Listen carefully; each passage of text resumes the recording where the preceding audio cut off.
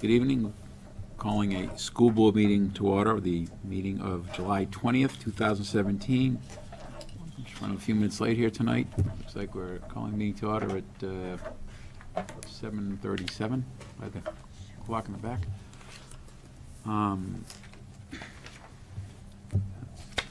We'll start with a roll call here. Mrs. Belcher, please call a roll. Peter Bulow. Brian Boyle. Here. Stephanie Dooley. Here. Kim Farah. Here. Donna Green. Here. Dan Guy. Sue Sherman. Here. Gregory Stiro. Here. Kelly Ward. Also seated this evening at the board table are the Superintendent of Schools, Dr. Earl Metzler, and the Assistant Superintendent, Dr. Roxanne Wilson.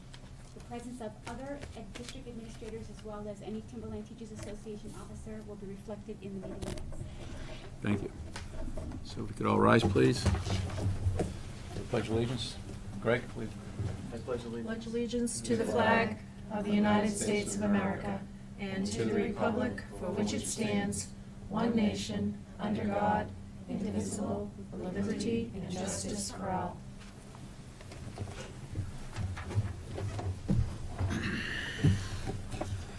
Okay, I'd like to, I think what I'm going to do is I'm going to take this out of order here because I've got a very patient individual sitting here, and I don't think you want to go over our minutes. So what we're going to do here, first of all, is there anyone here in the audience who wants to address the board under delegates and individuals? I do. Okay? Thank you. She's just going to sit right beside you for a couple minutes there. Oh, sorry, I've taken. No, up that's space. quite all right. Don't worry, that's all right. All right. Thank you. Sorry to be a hog here.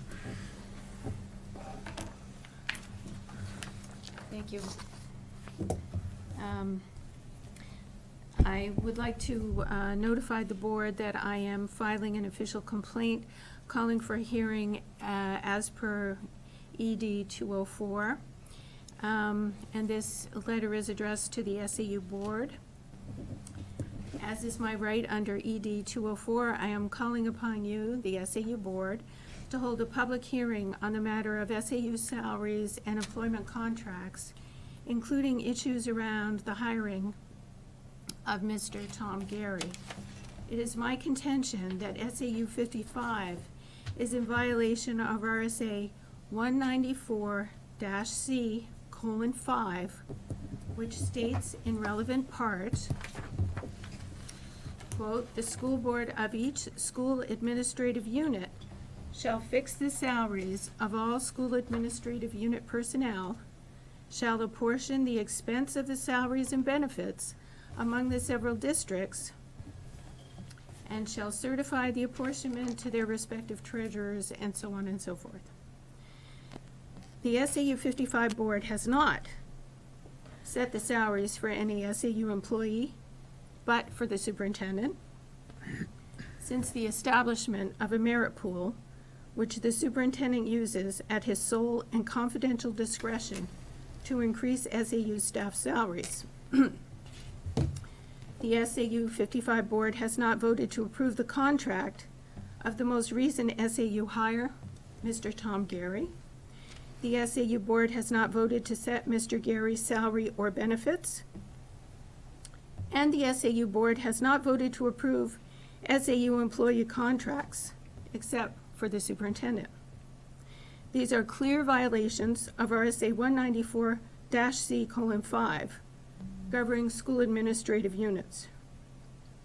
Furthermore, the SAU chairman is not authorized under law to bind the district to employment contracts without the express vote of the board.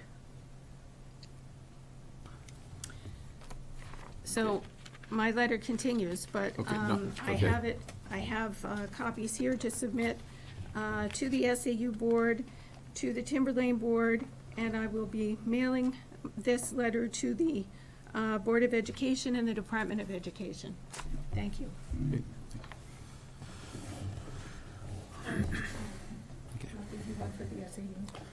Okay,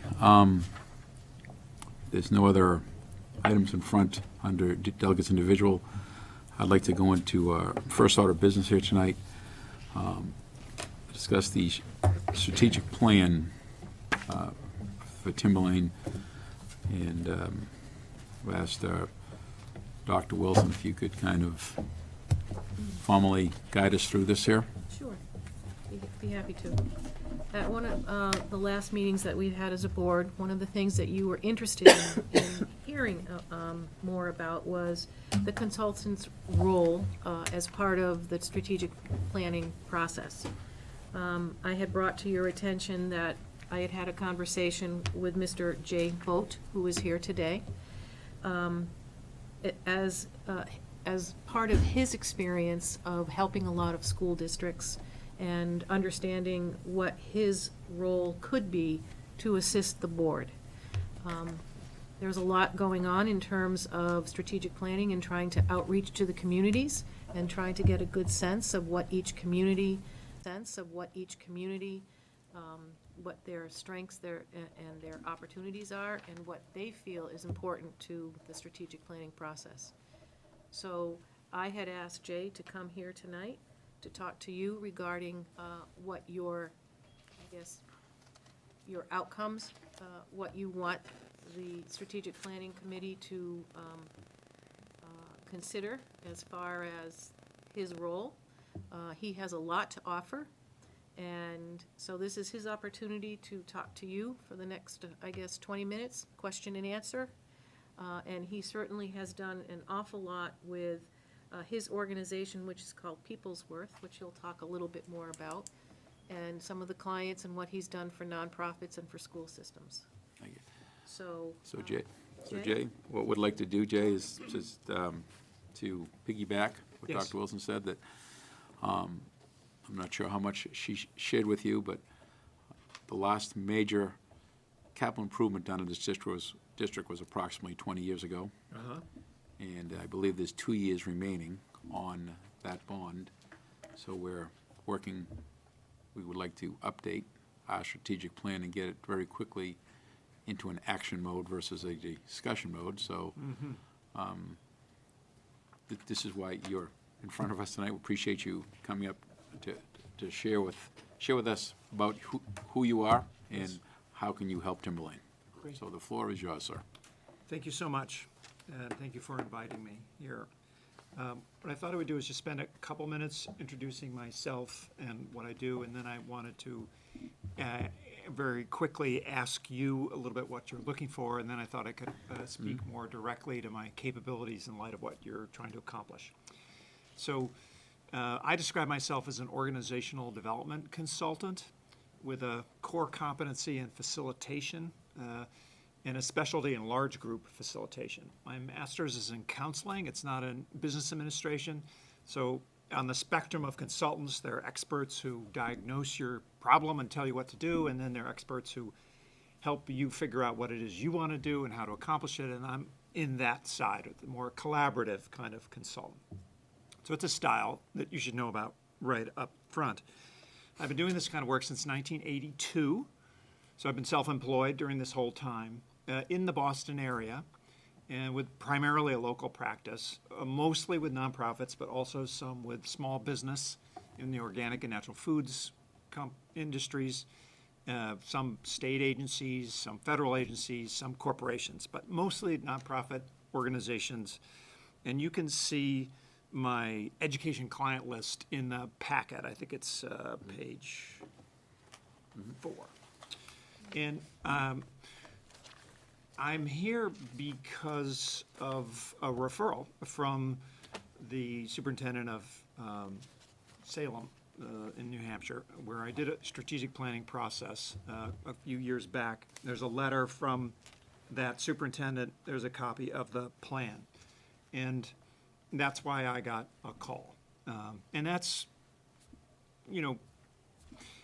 as they say in the Westerns, no brag, just fact. I mean, I've been doing this work since 1982. I'm still in business because I get referrals from clients who are pleased. In fact, superintendent of the Salem schools heard about my work with the Boston Latin School, which I'm very proud of. It's America's first public school and the oldest school in the nation. I did their last strategic plan. But so I have a lot of experience in education, even more in the sector. what's referenced in the letter is my community forum that I did in Salem, which again appeals to that specialty. I've probably led hundreds of groups that have had hundreds of people. And then there's a whole technology about how you do that. Not so much this type of technology, but the way you structure meetings to create engagement, to find common ground, to build alignment, to articulate visions of the future. So my core competency is facilitation. I've done a TEDx talk on that topic. It's had over 40,000 views. And I'm frankly amazed that in this day and age where, things go by in nanoseconds, that anybody's spending 18 minutes hearing about my wisdom there. I've written a couple books. This is one on visioning. I'll just pass this around. And here's one on governance with nonprofit boards. And I'll pass that around. So that's the professional stuff. I think it's also fair to say that, I went to the public schools myself. I raised my daughter in the public schools. And I live in Concord, Massachusetts, and we have tax limits there, property tax formula, just as you well know. But I organized the override committees, which were necessary during the last recession to keep the budget strong in our town. And we won 5 out of 6 votes. So that's, a question of me in my personal life really expressing a commitment to keeping public education vital. So that's just a little bit about me. And what I thought I would ask you is, what do you hope to accomplish from a successful planning process? And Brian, you I think already gave me an answer to that, which is that you've got a bond coming to a close. What does the bond coming to a close have to do with the strategic planning process from your perspective? Well, from my perspective, I mean, as you just touched on, what did I believe it's called, Prop 2.5 down in? Yes. Yes, okay. We don't have Prop 2.5. We just have a raise and appropriate and up in New Hampshire, and Yeah. you have an operating budget, and when anything significant goes through a warrant article process. And the major one we passed was approximately 20 years ago. Yeah. You need a majority, I think it's actually supermajority voters to pass a bond. And what my own thought process is, we're trying to orchestrate something that as we pay off one bill, Yep. and people are used to paying so much in taxes, and I think anyone who is familiar with our facilities, Yeah. Timber Lane needs some sort of influx of investment Yeah. in their facilities. So- So what? Maybe build a constituency for further investment? That's clearly one thing we need, Chair. Okay. And I'm just interested in hearing what it is that's on your minds. And these things don't even all have to add up together. It's just like we're just having a conversation. But let's hear from someone else. The problem is that Yeah. we have no idea what we want to do with our facilities. Uh-huh. We're totally rudderless with respect to concept of what we want to do with our facilities. So Yes. do we want to enhance our athletic facilities? Do we want to build a STEM wing like Salem did? Do we Yes. want to, I don't know, knock down the middle school? We have no idea. We have Yes. no idea. Yes. So that is a big problem. Yes. Because we don't have a goal Yes. as to what we want to use this influx of investment that we know is going to be available to us. We Yes. don't have a direction as to how to put that to best use. Great. And it's a pity Not that great, but- my colleague, Mr. Belo, isn't here this evening because he's often suggested that our board needs counseling, so he's missed this perfect opportunity. I know. Yeah. So I get that. So that's the problem. You articulate the problem really clearly, Donna. So if this process of strategic planning that you're going to go through were really successful, an outcome for you would be alignment around facility priorities. Is that correct? Mm-hmm. Okay, great.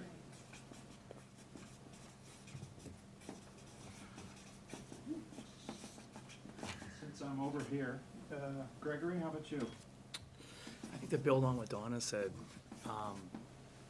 to kind of Please. dig deeper and to see which facilities, Yeah. which of that construction that we need done, which would you think, or what would be priority, what would Yes. be secondary? Yeah. How do you put a locker room here compared to another locker room, or how do you put priority to one and not the other, and Yeah. kind of go through those phases? Yeah. And my big thing would be common ground from all the 4 towns to see if we can bring everyone together and, like Brian said, pass with a overwhelming majority that it's a solid, positive plan that everyone supports or the majority supports. Yeah. Well, and I'll come back to this phrase, common ground, which is near and dear to my heart. But that's very helpful. Thanks. How about Dr. Farah? Well, I've read the Salem plan. Yeah. I had been part of strategic planning processes, several of them in higher education. Okay. So I'm quite familiar with it. Yeah. In my mind, the focus of this plan really needs to be what others have alluded to, which is facilities. Interesting. We do have, because I think our vision in terms of the academics Yep. is very well articulated. Yes. We have a 5-year technology plan. We have no strategic plan in terms of facilities. Yes. We do have a document that was put together, what was that, 2009? That had several options for this middle high school campus in terms Yes. of reconstruction versus, tear downs versus whatever. Yeah. So that's all well and good in terms of this campus, but this Yep. is, in contrast to Salem, a rather unique situation because you've got 4 towns here. Tax Yes. bases of some towns are different than others, so Yes. even a small increase in the school budget hits 2 of the towns disproportionately for the property owner. Yeah. So it's a real struggle to try to get, as somebody said, constituency to buy in. Yes. And I think part of the issue is that there is not a good feeling amongst the community. I'm speaking mainly kind of for my town. Okay. That, I won't speak for other towns. All right. Is that, well, there are a lot of problems here because enrollment's declining, the population's aging. Yes. So you don't have as many people with children in the school. Yes. And that the school budget has continually increased, so Right. I think we have to build constituency. Brian and I are both on the strategic planning committee, Yes. and to me, as I said, I think the fundamental thrust of this plan, and maybe it's the only thrust in my mind, Yeah. is a facilities strategic plan. I really do not even, Yeah. I think we have 5-year plans, Yeah. correct me if I'm wrong, focusing on academics, Yeah. technology, and the previous boards have done a good job, not that any board could not do a better job about trying to Yes. communicate with the public. So that's my feeling on the plan. Good. And so this is really helpful. Thank you. And I'd love to put something up here that addresses what you mentioned about declining enrollments and aging populations and fiscal constraints. So it's not enough to just create a set of facility priorities. Right. It has to be within a certain financial demographic context that everybody can kind of agree on that's appropriate to that. That's correct. Yeah. Okay. It goes in cycles. Right now, our district, right now, in the immediate future, our student population is shrinking, but who's to say what it looks like 8 to 10 years from now? So, Right. this is America. These are our schools, so they need an investment. So, Right. this is what's going to happen, and Right. and we're looking for some help to Right. make this happen. It's just got to be scaled to what people can sustain. That's what I'm. Mr. Chairman? So I kind of bring a historical perspective as well here, that I think it's important to look historically at what's happened in the school system. Yep. And I mean way back, when the district was first formed, and when building plans didn't go as well as you'd hope they would get accepted by the public. That Yep. you really need to keep that historic point of view from the populations, because there are people here who remember very well what happened and what didn't happen, and I want the historical point of view to be recognized. So if the process was successful from your perspective, it would be informed by That's history? right. Yes. Okay, and when we say history, maybe everybody else in the room knows what you mean, but I don't. Are you talking about a social thing, a financial thing? Probably a little bit of both. Okay, Well, our last major project was way over budget, and that stuck in the craw of a lot of taxpayers. Well, thank you for taking the words out of my mouth, Mrs. Green. yeah. But there are a lot of population in all 4 towns that felt they were tricked by the Ouch. middle school being built, Right. by the PAC, and what didn't get built and what got cut. Okay. I don't want to go into the negativity of it all, but I think the history is important, so we do not repeat those Yeah. mistakes as we try to build a constituency here too. Yes, so just a quick comment on that. I mean, I think as a consultant, this is like a minefield that I don't want to stumble into, so I need to know about that if we're going to work together. And yet, negative experiences in the past are only one source of inspiration. There's also times when the community has come together around big things and accomplished big things, and we can draw inspiration from those as well. So, Stephanie. Thank you. I would just add that I'd like to see that community as a whole, the community's district as a whole, and parents are involved in the process. Yes. In some capacity, Yes. at different levels. Yes. I would certainly want to see that. And so, I heard community, I heard parents, what was the other? Just district-wide. Yeah, district-wide. Yeah. All right, so that's super helpful to me. Building a constituency for further investment, alignment around facility priorities, a ranking of those needs, a strategic plan for facilities, common ground with respect to this in all 4 towns, a solution that's appropriate to your context of demographic, et cetera. It's informed by history, doesn't make the same mistakes, involves, district-wide collaboration. So it's a clear message here that of all the dimensions of planning you might consider, facilities is a key one, engagement is key, and being able to only promise what you can deliver seems to be also key.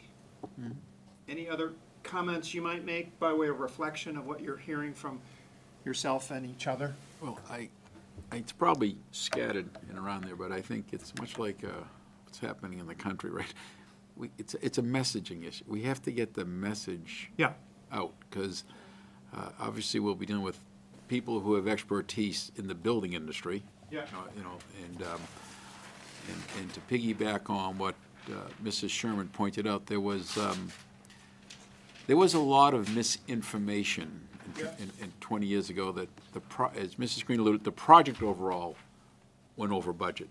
Yeah. And the things that happened at the end were blamed, and it wasn't really the items at the end of it, it's just the overall project went over budget. So Yeah. I think we have to do a little better job of budgeting and getting the proper message out and letting everyone know what we need and why we need it. Yeah. So that's, I'm glad you're up here, because, obviously this is going to be clearly a major task. Indeed. So it involves people with your expertise, and then obviously we're going to be looking for people who have the architectural engineering Yeah. expertise, Yeah. which I would think brings something else to it. So, I'm not going to lay out a plan here for planning, which is what's talked about in this first article here, as a big part of what I do is define the outcomes, then get clear on which stakeholders need to be involved, and then what the process steps are to deliver those outcomes within the constraints of your time budget, your financial budget. But a few things jump out at me. The first one might be to define the needs. And let's just say, for the sake of argument, that we're talking about facility needs.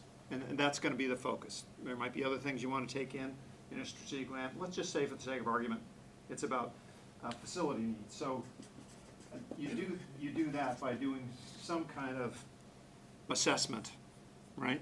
Or looking at peer communities and seeing what they have that you don't have.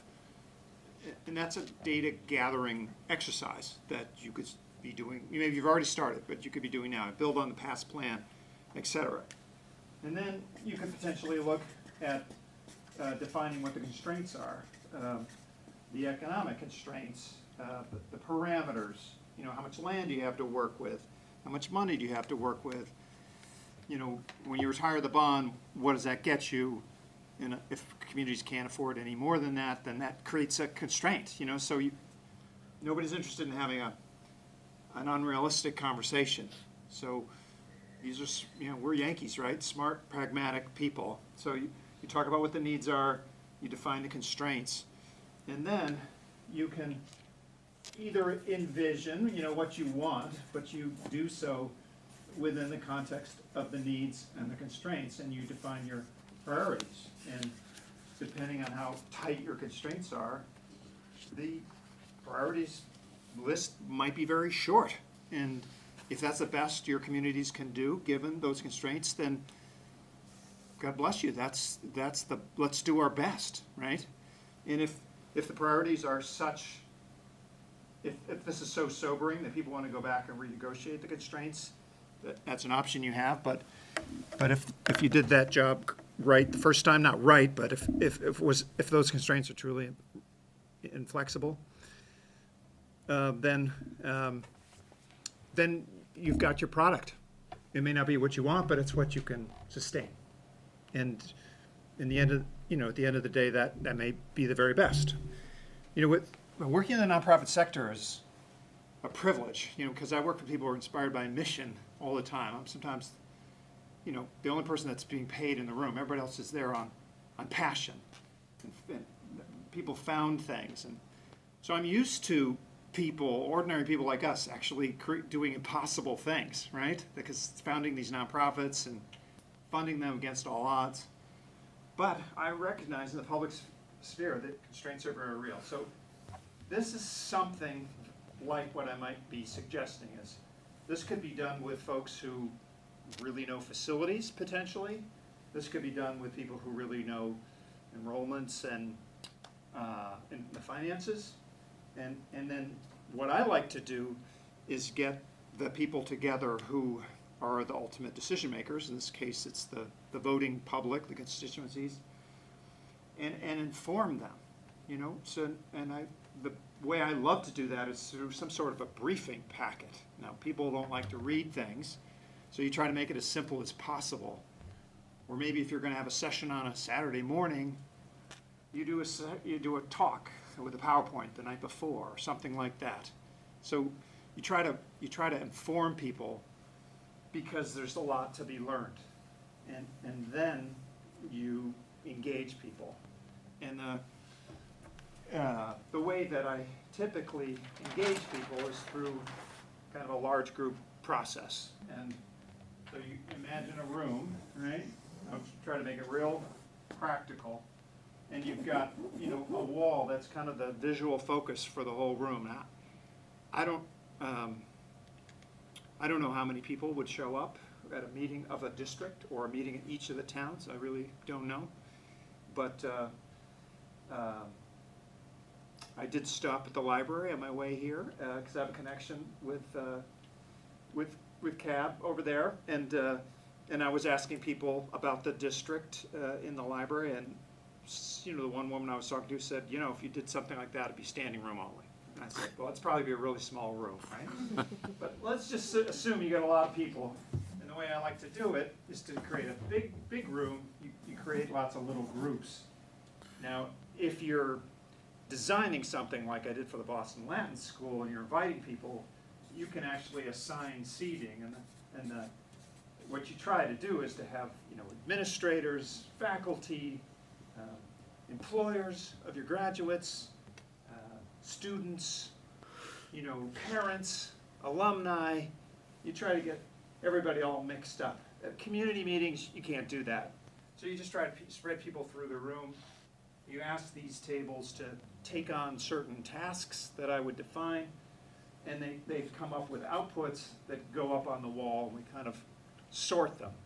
If facility priorities were the real focus, and we were able to define the needs and the constraints, we come in there with a list of needs, and what we'd be doing is engaging people in conversation about priorities right out of the gate, and that's real stuff. It's real work.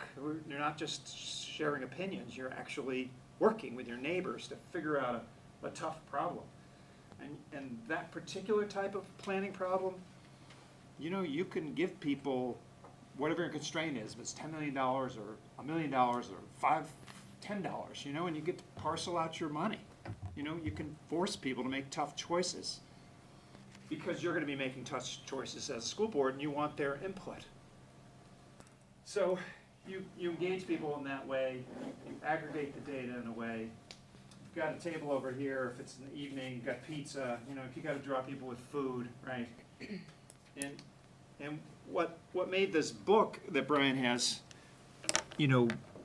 worth writing is that it's about how to create a shared vision, a collective work product in just, a very few hours. So I have process tools to help get people engaged right out of the gate, work hard, get a lot done, and go. And so I think that's the main reason I've been invited here, is because of my expertise in community forums. And one of the things we say in our field is that people support what they help create.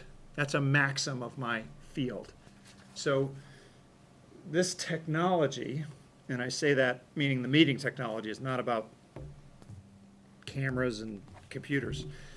This meeting technology helps people articulate, find the common ground that Greg was talking about, and get excited about it, and ultimately feel like they're co-creating their future. So that would be my hope for you, is that we could actually engage the four communities, perhaps separately, perhaps together, perhaps both, around understanding their needs, what the real constraints are, and then actually setting priorities. And then a smaller group, could take that and build it out as a strategic plan. But there'd be a huge community engagement data point to inform that work. So how do you, logistically, Yeah. how does, when you did the work for Salem, you worked with the administration, you worked with the school board, how do you? The way it typically happens is there's a planning committee, and I connect with them, and they're the sponsor of the process. And so and there could be a subset of this group, but they could include people who aren't in this group. Yeah, I think you've already got one. So I'd work with that group. When you have a meeting like this, the first person that stands up is somebody from that committee, the superintendent. It's your meeting. I'm just helping you figure out what you want to do. It's not my meeting. And similarly, it's not my plan. It's not my report. I can document it, but at the end of it, if there's a group of people presenting it to you all to vote on, I'm not at the meeting. It's the committee. It's your plan. It's your community. I'm just helping you mobilize thinking and focus it, find alignment, find common ground. In terms of like compensation, if you will, now do you work on is it hourly, is it flat fee? How do you go about that? I have a day rate. I can negotiate a project fee. The reality is I've been doing this a long time, and I keep raising my rates because I stay busy. So I'm not the cheapest consultant around, but I am really, really good at this. And so I use my time really efficiently. When I talked about like the needs and all that stuff, I would coach you in doing that work. I don't have to do that work. I can be very focused and adding value where you need somebody who's a neutral third party to add value, the rest of it. So I can keep my costs down because of that. Now, how do you, I guess, Kim is a lot more familiar with what you did, and I guess what happened in Salem than I am. So, what do you, how do you compare this in terms of what you did for Salem? Well, What you were able to surmise so far from what we're trying to get done? I mean, Well, Salem, just to kind of, Yep. before you answer that Please. question, basically came up with their, I think it was 4 objectives. you know, And it looked like they had a strategic planning committee. Yep. Then they went into 4 subcommittees. Yep. As part of that. Yep. To work on each of those objectives. yes, And obviously, there was a write-up, which I liked because it was concise, yes, which I would hope their ours would be. yes. So I envision the steps here, if you can flip your chart back. Yeah, of course. Because, and again, I'm just focusing on facilities here. Yep. Is that the strategic plan committee is gonna need to define the facility needs Yep. and the constraints by Yep. looking at the options that have already been developed, that need to be refined and updated, Yep. and come up with some approximate costs. Yep. Then that would need to go out to the communities for the roundtable discussions, which Yep. I know exactly what you're talking about. Yep. Been part of those sorts of things. Yep. And then it would need to come back based on that input Right. to the school board or Yes. the strategic planning committee, then ultimately be worked into a document that would go to the board. Yes. So, in Salem, were you involved just with the strategic planning committee and the meetings of the community? Yeah. Did you get involved with those subcommittees that were formed out of those 4 objectives? And did you get involved with the writing of the drafting or the final review of the document? Those are great questions. The answer is yes and no. It would have been too expensive for me to be involved with each of those 4 committees. So what I did is I designed a template for them to complete and a process by which they would complete it. And I held a training of the co-chairs of each of the committees. So it was just one night of my time, and they did all the other work. And I've had a lot of experience with that. There's a lot of expertise, in these communities. And so it's just a question, people need a framework, a structure, and then they don't necessarily get it perfect, but they get pretty darn close to it without a lot of consulting support. And in terms of writing, I was very little involved in the writing, which suits me fine.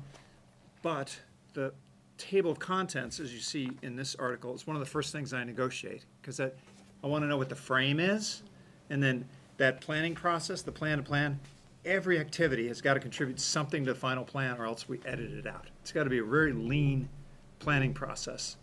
Everything has a deliverable, and as the process goes along, some of those deliverables are being produced, and the plan is writing itself in a way, either from the input from the community or from the work of these subcommittees, and you start assembling it like a collage from all this process work. So in that sense, yes, I helped architect it, but I didn't write it. Mrs. Green? Thank you. From reading the Salem document, it seems I inferred that they had already decided to build a STEM wing addition before they engaged you. Am I correct? I don't recall, sorry. Right. I think they already had the vision of what they wanted in terms of facilities, and they needed your help to get community engagement and buy-in and that kind of thing. Yes. What we need is really twofold. We need to figure out what the heck it is we want. Indeed. And then we need to sell it to our constituents. So I'm convinced that you could certainly help with the messaging and the buy-in and the Yes. facilitation and, Yes. the engagement Yeah. part of it. But I'm not sure how you can help us with figuring out what it is exactly we want to do with our facilities.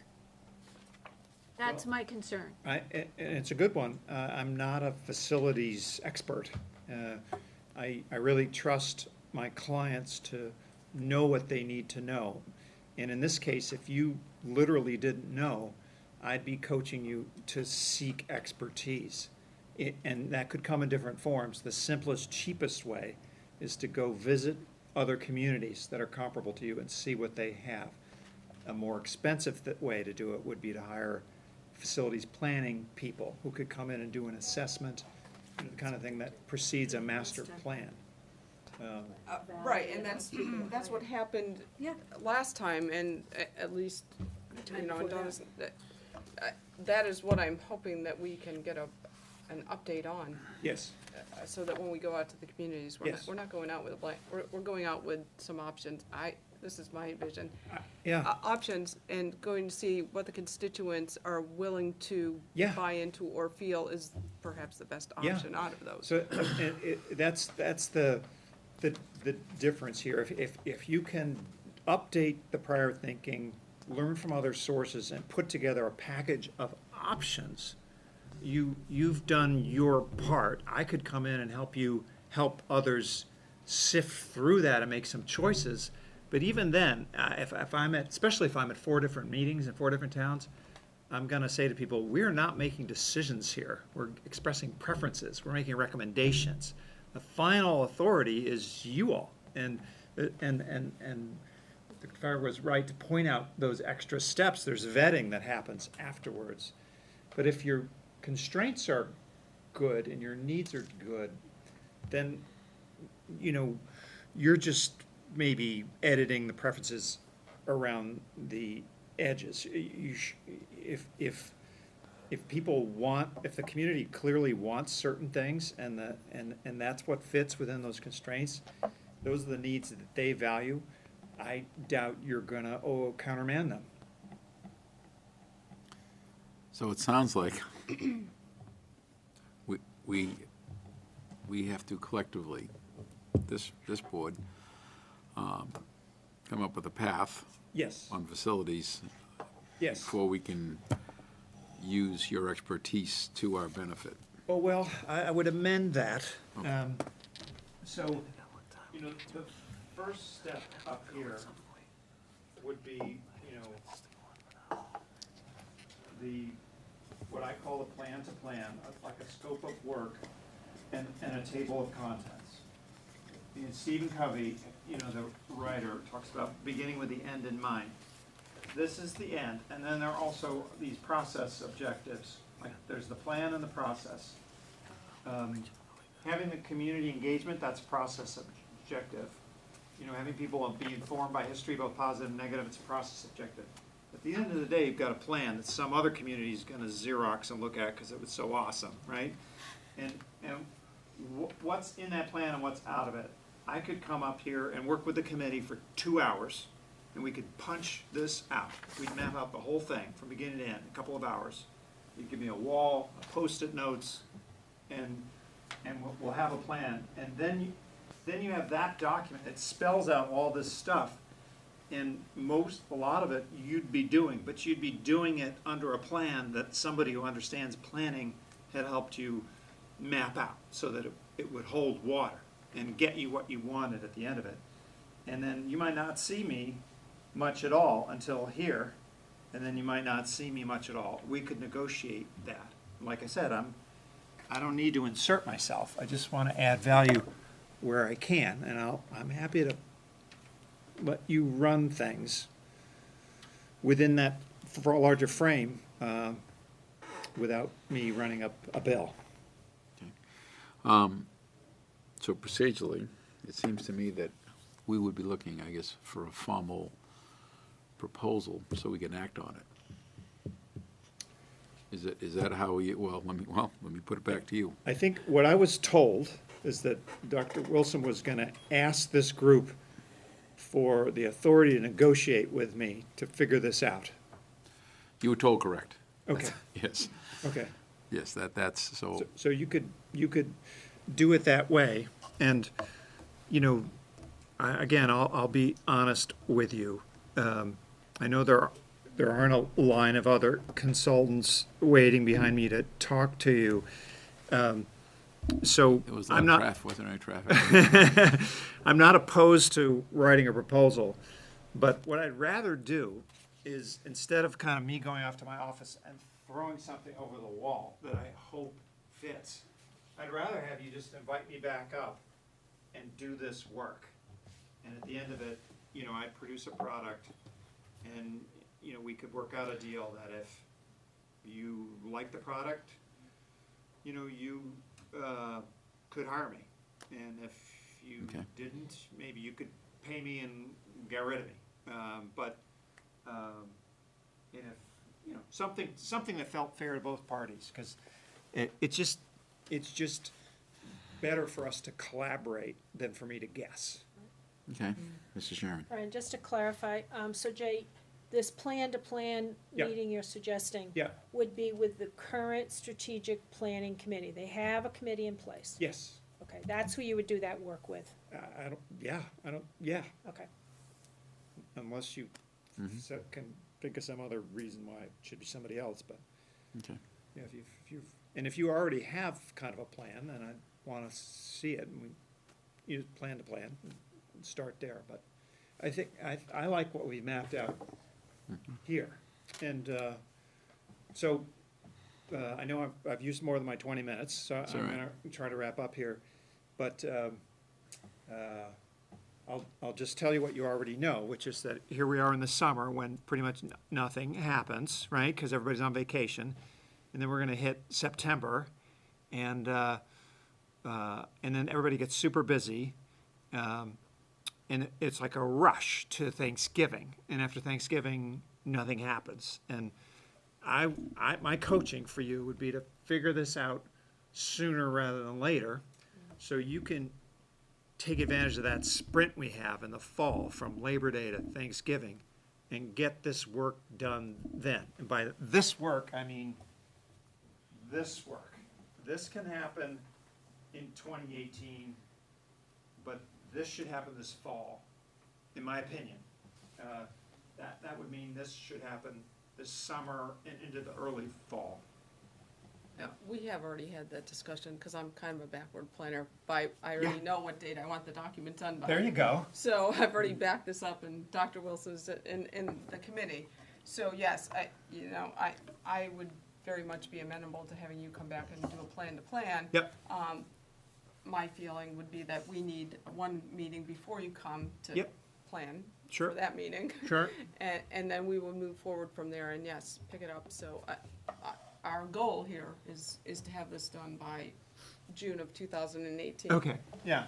No, there's no reason why you shouldn't. No, and that's, and I think you and I are both thinking, your dates match up with what in our committee is envisioning. Okay. All right. Any other questions? I was just gonna suggest, because I think this is a little different than what we had been kind of thinking about, the strategic plan. This, I think, is a little more narrow and more focused. What I'd like to do is to bring the planning committee together, have a conversation about what we've just heard and reflect on that. Think about what it is that we need to do in order to, what the next step is. I would like this board to consider, allowing me to negotiate with him, so that we can have that conversation to see what our constraints are, so that he knows exactly what the constraints are in terms of the budgeted amount. So I will work on bringing together the committee. We'll come together. We'll have another planning opportunity with him to if Jay is amenable, to come back up and do the plan to plan with a little bit more focused process, looking more at the facilities. We do have 753 responses that we have to get through from the survey. The So survey. we do have the survey, and a lot of that was kind of a check-in on the old plan and our mission and vision. So there's some work that has to be done by the committee, for sure. And we may find the committee needs some other members who are not present, who haven't been part of the process, now that we have kind of a different focus here. Okay? Makes sense. Okay, well, I will entertain a motion to authorize Dr. Wilson to negotiate with Jim. I'll second. Are you making the motion? Who's I was seconding in a it? second. I said I will entertain a Oh, you're motion, sir. entertaining. And if you want to do this while I'm out of the room, that's okay with me too. I don't know your process, but I'll make a motion then to allow Dr. Wilson to negotiate with J-Vote for, I guess, the fees and however you want to present it back to the committee. For their approval. Approval. Yeah. A not-to-exceed figure would be helpful Good point. to do this. And the other thing that might be helpful is whether you're negotiating a set sum or based on an hourly rate. My thought would be an hourly rate. Because it's very hard for me to tell. I what- understand. No, I mean, because we're so early into the process. Well, We will throw it work back at that you. out.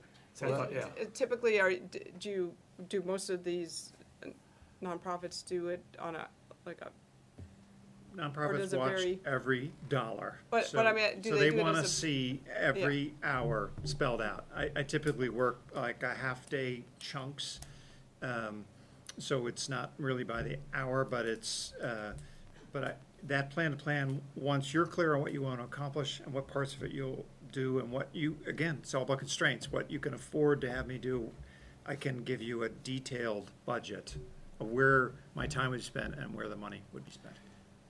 I think that asking for the not-to-exceed number and based on the two things, basically a day rate or a project fee, I think that's a decision that you make at your next At meeting our before the negotiations take place. Right, so you'll have that meeting, you'll wrap your heads around what was discussed tonight, we'll have a not-to-exceed number, and then they'll negotiate, and they'll come back to the group with a couple of, this is what a project fee would look like, and this is what a daily rate would look like. Does that make sense? That makes sense, sure. So I'll pull back the motion. Okay. So is there a motion on the floor? There's no second. Withdraw. There's no second. So the motion's been withdrawn. Okay, so that's what we will do. We will, We'll have the I'm not clear. conversation. I'm Yeah. not clear about what's happening at all right now. So what is happening?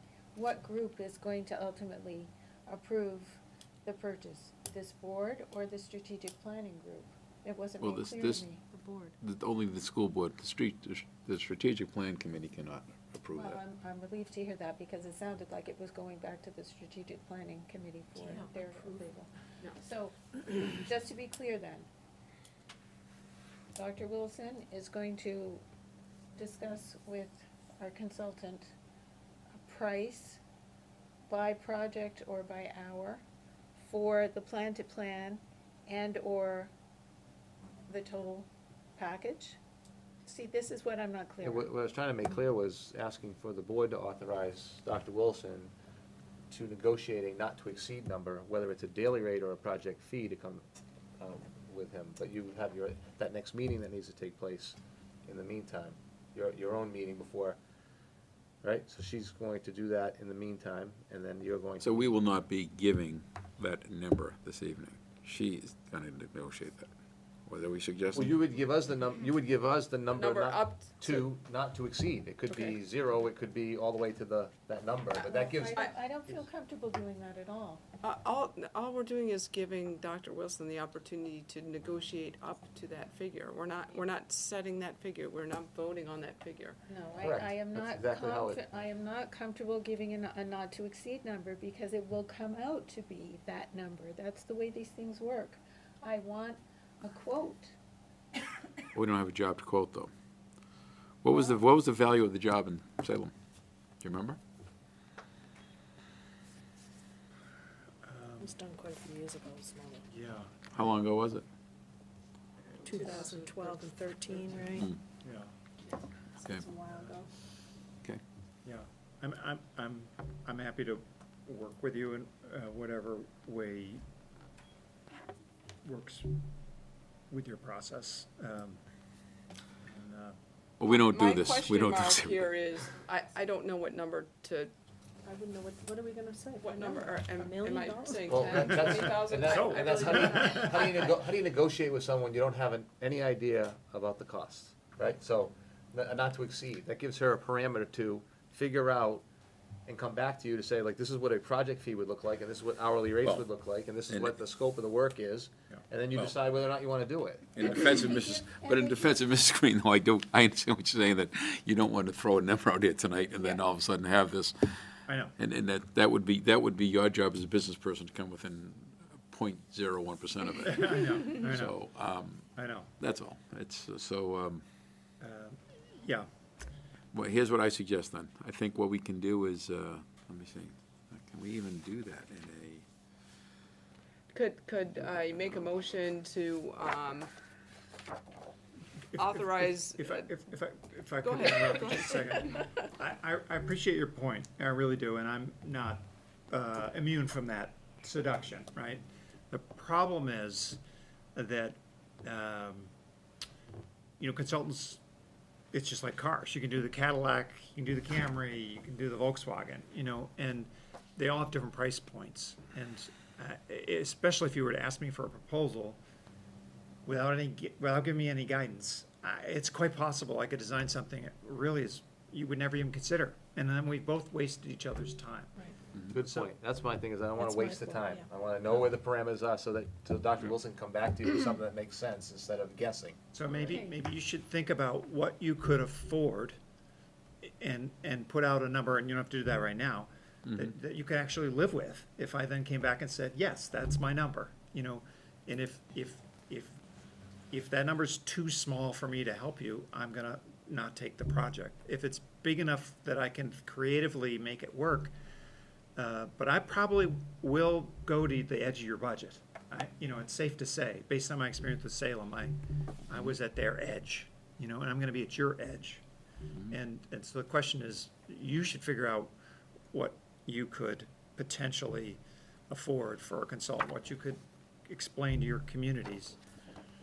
And then, I have to see if I can help you do what you wanna do within that.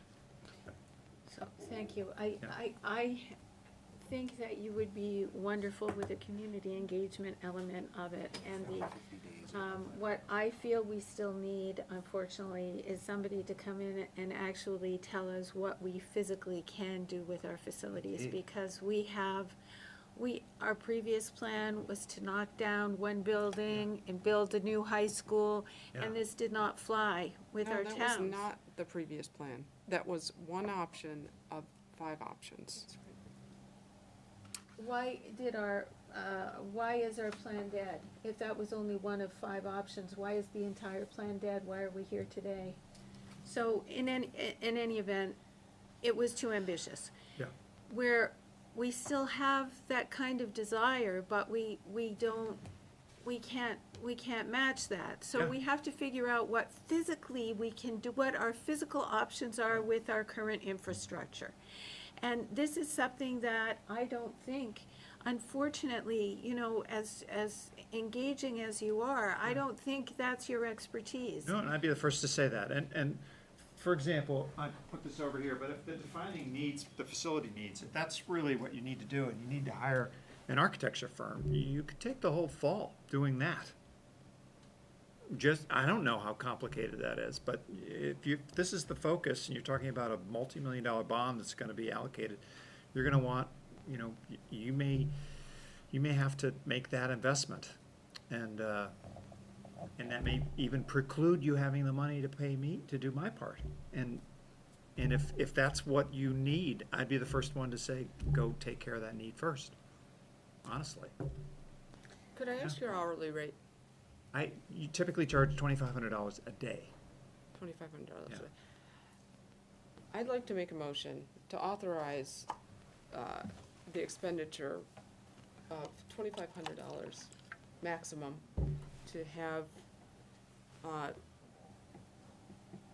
Mr. Vogt come back in to have this the plan meeting with the strategic planning Second that. committee. I'll second that. Okay. So the motion is to authorize up to $2,500 for Mr. Vogt to come meet with the strategic planning committee on the kind of plan meeting. Okay, motion made second. So discussion. Would it take a day? The short answer is you know what the answer is. Maybe, maybe. If a 2-hour meeting involves prep, and it involves post, involves travel. And the document that you're asking me to prepare is the authorizing document for months of work that's gonna organize hundreds of hours. So I put a tremendous amount of thought into it. And it's a long, detailed document with dates and resource requirements and roles and responsibilities. So I think that would be a fair estimate of the time required. So, in other words, you could do it for 2,500, Yeah. but it wouldn't be less. And just so I know what we're getting, this plan to plan, is it gonna be substantially different from this table of contents in the Salem? Could well plan? be, yeah, because So, what your needs needs are very are different. different. I just wanted to know, Yeah. okay. No, I don't, I walk in with I have ideas in my head, but it's what makes it just kind of work so interesting for me is I customize what it is you need. It's all based on what you want to accomplish, what your needs are. And if you look at this article, it talks about the things I take into account in that plan meeting, what your outcomes are, what your timing is. You know, Dr. Farrah's already given an end date, that's significant. You may not agree, but that's something we'd negotiate. The stakeholders, you know, the parents, the communities, is it 4 meetings in 4 different, or is it a series of district meetings? Or is it 4 plus 1? What the process is, synergies, you know, building off of existing reports you have, you know, other resources we can tap in, times you're bringing people together that we could piggyback onto. How much time do you have? How much money do you have? All that's the package of constraints that we work with to design a process that uniquely fits your needs and parameters. Okay, motion's been made, seconded. All those in favor of the motion, signify by saying aye. Opposed? Motion carries. Thank you. Thank you. Thank you. Thank you for Thank you. coming up. Thank you. Thank you. Could we turn down the air conditioning? Oh, don't you Freezing like in it this here. cold? God, it's like a meat locker. I'll push buttons, Donna, until something happens. Just push my, You'll type them up. put a log in the fire, that's it. Okay. Some kind of special magic thing. Uh, Oh, yeah. Next item on the agenda.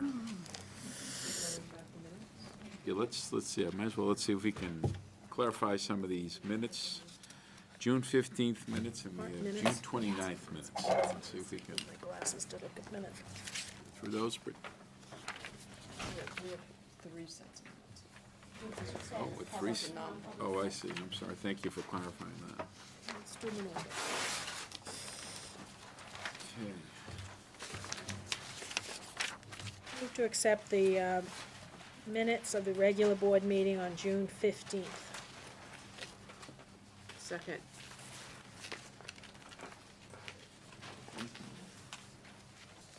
I think there was an error in this, in one of the votes recorded. On June 15th minutes? Yeah, somewhere.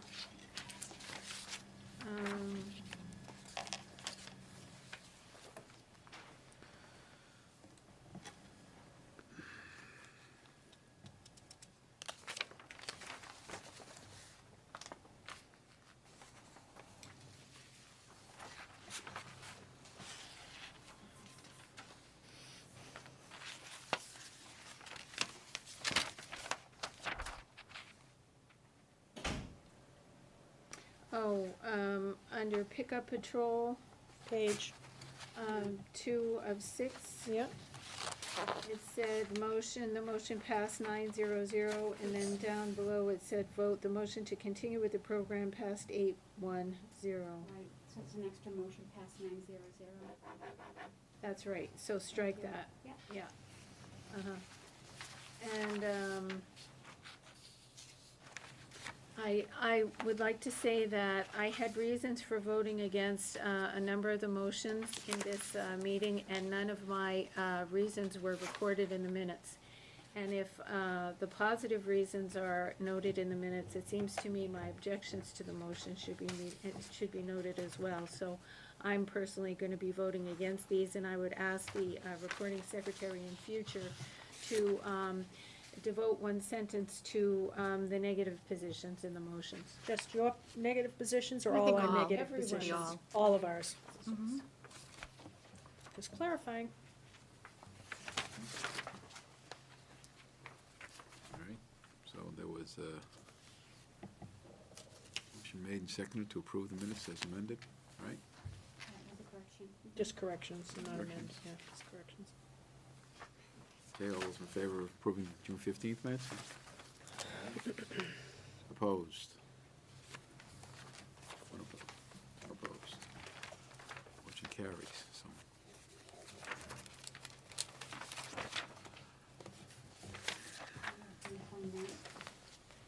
June 29th, yep.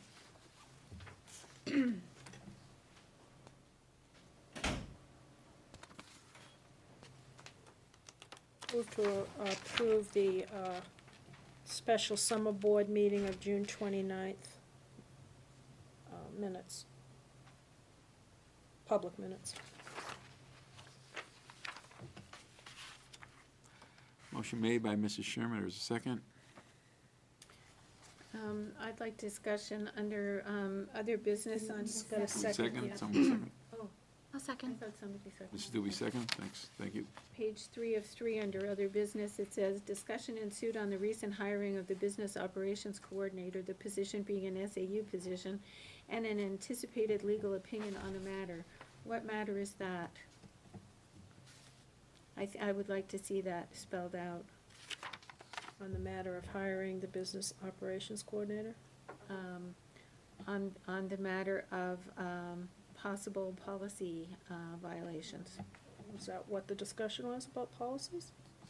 So you're talking about SAU business there? Well, doesn't, you just want to see the verbiage on it, says the item will be placed on, I'm sorry. Yeah, it's up in that first sentence.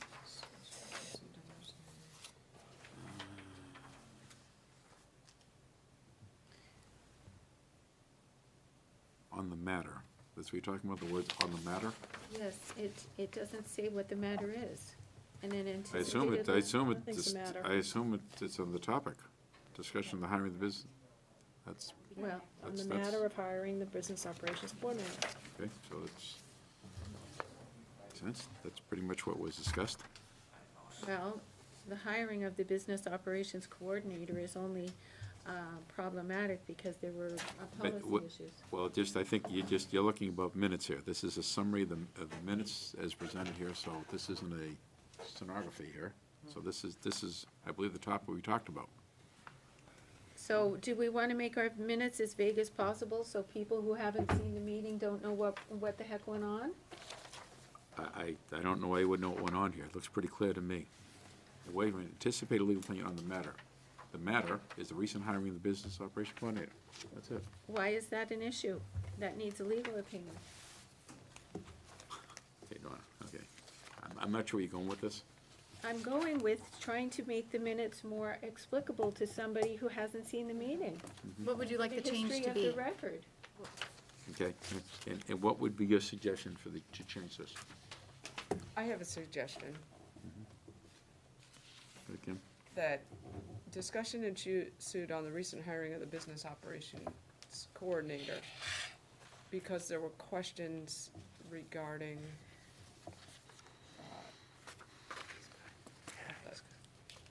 Process? process. Thank you. How would that work? Okay, thank you. Okay. All right.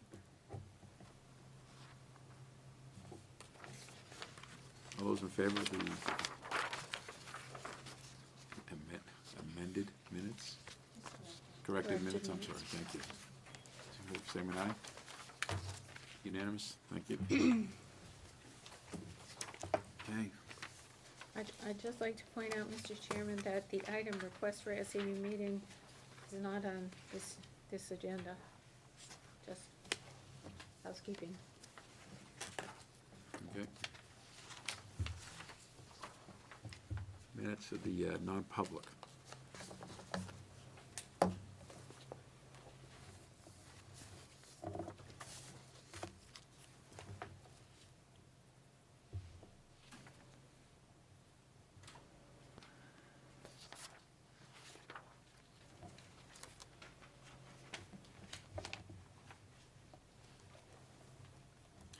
Entertain a motion to accept from those minutes.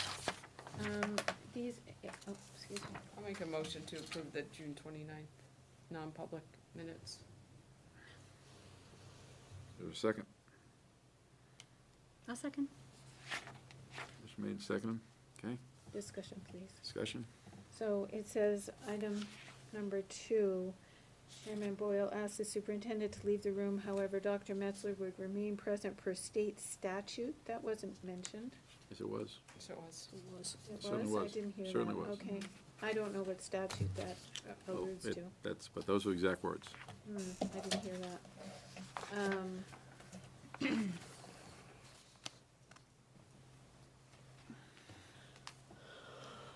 Item number 3, it said discussion ensued on the practice of monitoring emails on the district server. I think it was discussion ensued on the practice of the superintendent monitoring school board emails on the district server, the district's acceptable use policy, and the difference between intercepting emails versus being copied or forwarded. So I would like to propose that item number 3 be amended to be more explicit about the nature of our concern. The practice of monitoring school board emails. Yeah, and I disagree. I think the discussion discussed was all about how emails can be of any employee, remember Right. that discussion? But it originated because of elected officials' emails being monitored, so Yeah, that's where it elected originated. officials. Elected officials, not school board members, elected officials, Okay, so you want to put the words elected officials before monitoring, is that what you're saying? before emails. Before emails? Practice of monitoring elected official emails on the district server. At the pleasure of the board, have their memories of the June 29th non-public? I don't think that's Sorry? It's not- accurate. it's not- It's inaccurate, it's not because accurate. now, what's happening now is that Mrs. Gurney has the opportunity to pick and choose Right. what parts of the conversation were there. And I'm the one who's signing these as the record, Okay, and to be honest with you, I do try to keep them somewhat vague so that they cover a lot of topic. We do have the video, if people want to go back and look at video, not the non-public, but there are the videos of the others. District council has told us time and time again, we even put too much in our minutes now. I will do whatever you ask me to do, Chairman. I just thought I needed to speak up about that particular thing. I feel that the conversation was broader than, that it encompassed several groups, not just elected officials. I agree. That's what I It definitely think did. so. So, okay, but the public needs to know that elected officials' emails were being Well, you said monitored. it's 10 So days I now. think we should The whole say, system saying is- it. all- Discussion- Anybody's emails are monitored, that's by policy in Discussion- the district. discussion ensued on the practice of monitoring emails, elected official and other emails on the district server. That would satisfy me. And if the recording secretary would like to remove her signature from these minutes, it's fine, because they are school board minutes. Once we approve them, they become our minutes. Well, okay. Let's be clear, that there is already policy that allows what you're referring to. Procedure. Procedure, I'm sorry, procedure. So, Policy. Policy. PHAA, it's policy. And actually, you can intercept And emails, which we both. don't do, but you can. so, I think, It's my opinion that the superintendent should be instructed to stop that practice. you want to change the I thought we policy? were talking Mary? about the We're minutes reviewing here. Yeah. the minutes. Has Right. nothing to do with the Right, minutes. but that's why Mr. Chair, it's there's a motion important. and a second on the floor. Okay, motion made, second on the floor, there's been quite a bit of discussion about minutes. All those in favor? Well, of the amended minutes, of the corrected minutes? That wasn't the motion. The motion was to accept the minutes as written. Correct. So I'm amending the motion to include the correction of elected official and other emails. So there's a motion on the floor to amend the original list. I'll second. In a second. All those in favor of amending the minutes? Thank you. Say in favor, say aye. Thank you. Opposed? So we have 3, 2, abstain? 3, 2, 1. So, all those in favor, now going back to the original motion. No, I think it's 2, 3, 2, 1. 3. It's 2, 3, 1. It's 2, 3, 1. 2 in favor, 1. 3 2, against. 4, 3 against, 1 abstain. So now we're back to the original. Back to the original motion. So I did my math wrong, but my verbiage was correct. So we're back to the original motion here. Okay. All those in favor of approving the minutes as prepared? Seems to say aye. All right, so opposed? 4, 4, 2 against. All set. All righty. Let's get on the next order of business here. Summer homework clarification. Thank you for coming up. So you're going to be the summer homework guru. Sure, I'll give it a try. Fantastic, thank you. I've been asked to bring this topic up because I believe there's been some concern, I guess, about who is required to do homework, who's not required to do homework. Sure, I can give you a little update, and if you have That'd be great. questions, I can attempt to answer those. So a couple of things just off the bat before I talk about what's expected and what's required and for what age groups, grade levels. First, we know that summer homework, it really limits regression of skills, learning behaviors, that type of thing over the summer months. So we know that student achievement is impacted positively by students doing and engaging in some learning activities over the summer. So we know that. The other piece that I think is important for me to share is Sorry, that. can I interrupt? We Yeah, know sure, that yeah. because of So we know research? that.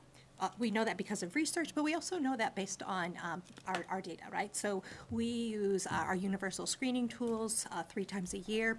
We benchmark as late as May, and we benchmark our students right away in September. We would see far more regression in September's data as other districts do experience that do not engage their students in some summer activities. So that's something that I've had some experience with and definitely have seen over my last couple of years being here in the district. The other piece that I think is worthwhile mentioning is just our district philosophy around summer homework and the idea of providing our students with rigorous educational experiences. I think summer homework really sort of supports that piece, that district philosophy that we've embraced. In terms of the more specific details, homework is expected, and the idea behind expected is that from K to 8, we provide our students with learning activities. Expectation would be that our kids would engage in those activities. Nice homeschool connection, give us students opportunities to be thinking, to be reading, to be engaging with their parents and their families, conversations, that type of thing over the summertime. Now, for grades 9 to 12, it's more of a requirement, okay? So that's that difference. K-8, expected, but more required. Students get credit for their homework at the 9 to 12 level. Okay. Any other questions that are specific to summer homework that I might be able to maybe offer more clarification? in middle school, I see online packets for math, and I'm not opposed to summer homework, so let me start there. I'm not opposed to it at all. In middle school, I see math packets, I'm just popped on, that have, certain requirements, and it counts as part of the homework grade. That appears to be in conflict with this policy, which says that it is required in 8th grade above. Expected means you're expected to do it, but there should be no penalty for not doing it. So I'm unaware of that language that's on the packet, but I would certainly be glad to follow up with Mr. Flynn with regard to that. It's my understanding that at the middle school, students are getting credit for participating more in terms of like an extra credit type of participation kind of a grade. Students are getting, they're getting what that says. feedback. It says That it was my counts as homework. understanding, so I'd be glad to follow up with Mr. Flynn, if that's something that packet. you'd like me to do. An ELA. So that I can be sure that, that we've got some consistency upon return of our students coming back. It's my understanding we're talking about extra credit, sort of a participation type grade for our students, and feedback for our students for the work Well- that they've completed over the summer, up to grade 8. Philosophically, I'm opposed to the extra credit also, because in essence, if you're giving extra credit, then you're penalizing others for not doing it, because if you don't do it, then you've essentially lost that opportunity. So my feeling is that based on the way this policy reads, Yeah. that until this policy is changed, that there should be no extra credit or detriment at the middle and elementary school level. I feel that this policy probably needs to be changed, and that the way it should be changed is to first go to curriculum and assessment, It would. then to policy. Once curriculum and assessment has made recommendations as to how they would like to see this policy worded, then to policy back to the school board. But right now, as the policy reads, I don't think there should be extra credit or points taken away below the 9th grade level. Okay, so no points are taken away. I do understand that to be true. Well, what you you're may saying is understand that to be true, the but extra credit documentation piece is- online is showing that that is Right. not the case. So there's a disconnect there. Sure. Between what you're hearing and what I'm reading. Okay. Mrs. Doobie. Thank you. So, Dr. Farah is correct, and I also had an opportunity to take a look at the homework packets for 6th and 7th graders, and every one of them indicated that the homework was expected, required, and counted toward homework. So, if it's not expected for children to do their homework, it certainly is, it's not spelled out that way for them in these packets. Okay.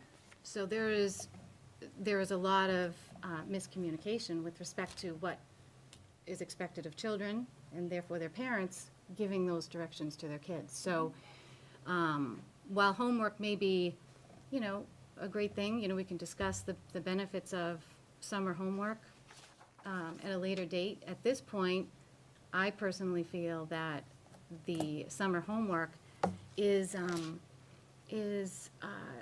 certainly not required for children under 8th grade. And I think that there needs to be some clarity surrounding that for the parents and the students of the district. And I would like to know how either the superintendent or yourself would intend to do that, because we have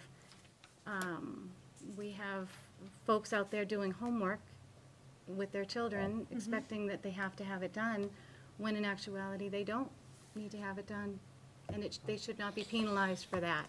So I would like to make sure that, that students and parents have clarity surrounding that for the remainder of the summer. Well, if I could, they are expected to do it.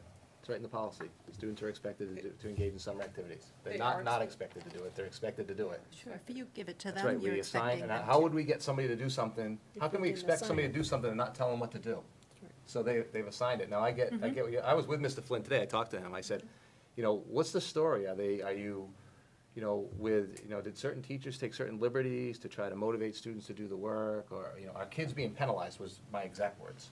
And he said, no one was being penalized for not doing it, but they are expected to do it. So I said, well, how are you grading them? Like, okay, so if they do it, they bring it in, they give it to the teacher will, they're not just going like, okay, check, you did it, here's credit. Like, they're like taking the time to take a look at what they did, correct it, whatever, give it back, give them some feedback. And they're giving them credit for doing it. What's that mean? Hey, you teach, I was a classroom teacher. That's the autonomy of the classroom teacher. Sue, you know that, right? They decide how to manage that. I just said, please put my mind at ease, just please tell me you're not penalizing students for not doing it. He said, no, there are no penalties. Now, we're into semantics. If somebody gets extra credit or something for doing it, and the others that don't do it don't get that, well, is there, are they incensed, well, they're starting at 100, and so maybe somebody else, and my understanding, it's 3% even at the high school. So the other students have 103, and that other student has 100, if we're using percentiles, right? Well, I mean- yes, if you're doing extra credit versus, Yeah. extra credit for me is just a philosophical issue. Yeah, so I'm nobody's, against it. they're not starting the other students at 97 because they didn't do the summer work. Well, Correct. That's not There'd be a happening. penalty then. They're not being there penalized. is a penalty, the way that I read the math packets. Well, I talked to the principal today, and all I can do is go on his word. He told me no students are being penalized Right online. for not doing summer homework. I Okay. realize what's written online, but Boom, I looked right at it there. too. That's why I asked the question. I said, I need to know that they're not being penalized for not doing it. I know we expect them to do it. It's a poorly written policy. I don't disagree. The semantics here. No, I, Because if I expect somebody to do something, it's required. Like, who's kidding who? Well, Right. I think that Yes, that's but another subject. So what I is, know it's another subject, but that's. It if you is. The expect somebody to do policy it, needs it's to be- required. We If you're a shouldn't be kid, expecting first graders to be doing homework in the summer. well, we disagree. I We think all certainly students, do. I I think all, parents should make that decision. all children should work. Parents should make that decision. okay, what- that needs to what go. is, Yeah, what that's is online, philosophical. Stephanie? What's online? For grade 6, Going into 6 or 6 going into 7? going into 6. Going into 6. Let's see. You say it's online, where is this? This is on the Timberlane District website. Okay. It's Grade clear in the 7th grade packet. Right, so there's 6th and 7th grade packets, which, let me just. So just 6 give me a going into moment. 7th, 7th going into 8th. Right, right. The 5th graders also get homework, as Dr. Metzler indicated, he expects them to have homework. So they do have homework, but that, I wasn't able to find that last night. So the summer packet for grade 6, it indicates here, the purpose of this summer work is to help you prepare for your upcoming math class. The work will review past contents, concepts, and skills. Our expectation is that you arrive on the first day of school and be able to demonstrate mastery of the materials in this packet. In order to achieve this, please allow yourself plenty of time to work on the problems. There are a number of resources you can use, such as the one listed here. Be sure to work each problem to completion, showing all your work, keeping in mind that it needs to be neat and organized. And then it goes on to say, a note from your teacher. The packet will help you sharpen your skills and be ready for the first day of 2017-18 school year. The work will be due on Friday, September 1st, and will count as homework grade for the first quarter.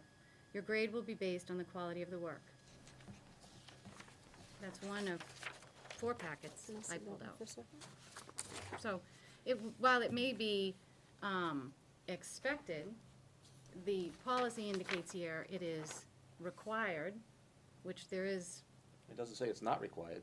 It just says it's required grades it 9 does through say, 12. through 12. it says for students who have completed 8th grade and Says it- beyond, if It I will could be finish. required. It'll be required, that's right. Okay, if I could finish, thank you. For students who have completed 8th grade and beyond, they will be required summer work. Where does it say the rest of the students wouldn't be required? For students who have completed 8th grade and beyond. No, it doesn't That's say very that they're not clear. required. It's very clear. No, it's So, not clear. It's if not clear at all. It says they'd be expected to do student learning activities, which we have to assign them. That's what's clear. Otherwise, they wouldn't know what to do.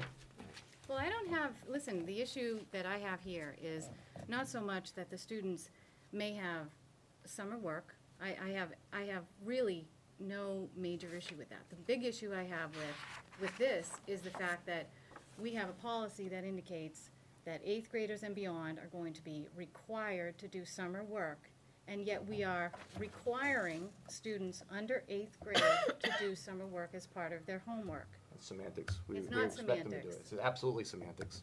It's not semantics if they're being graded for their homework. It's semantics. They're not being penalized for not doing it. It's absolute semantics. But aren't they being penalized if it counts as a homework grade and they don't do it? They're Of not course being it is. penalized for not doing it. They're getting credit for doing it. They're not getting credit for not doing it. And that is semantics as well. But they're not being penalized for not doing it. If they So- are getting credit for doing it, they're expected to do it, and they're getting credit for doing it. Okay, let me ask this question. I'm Susie, 6th grader. I come in the first day, I didn't do my math homework for the summer. Coming into 6th grade?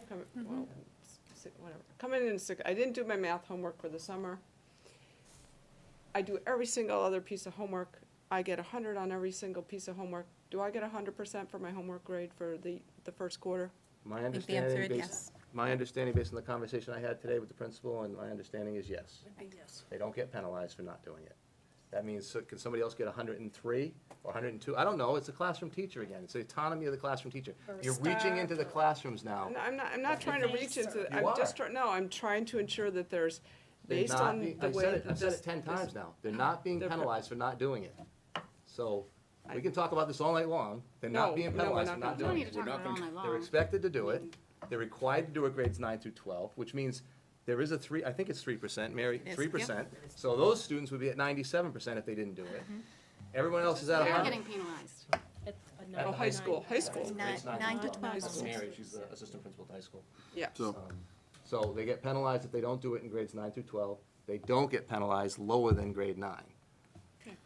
So they're not required to do can it. I ask a question They're before, expected to do it. before I let the middle school expert here, turn this over to her for 1 second?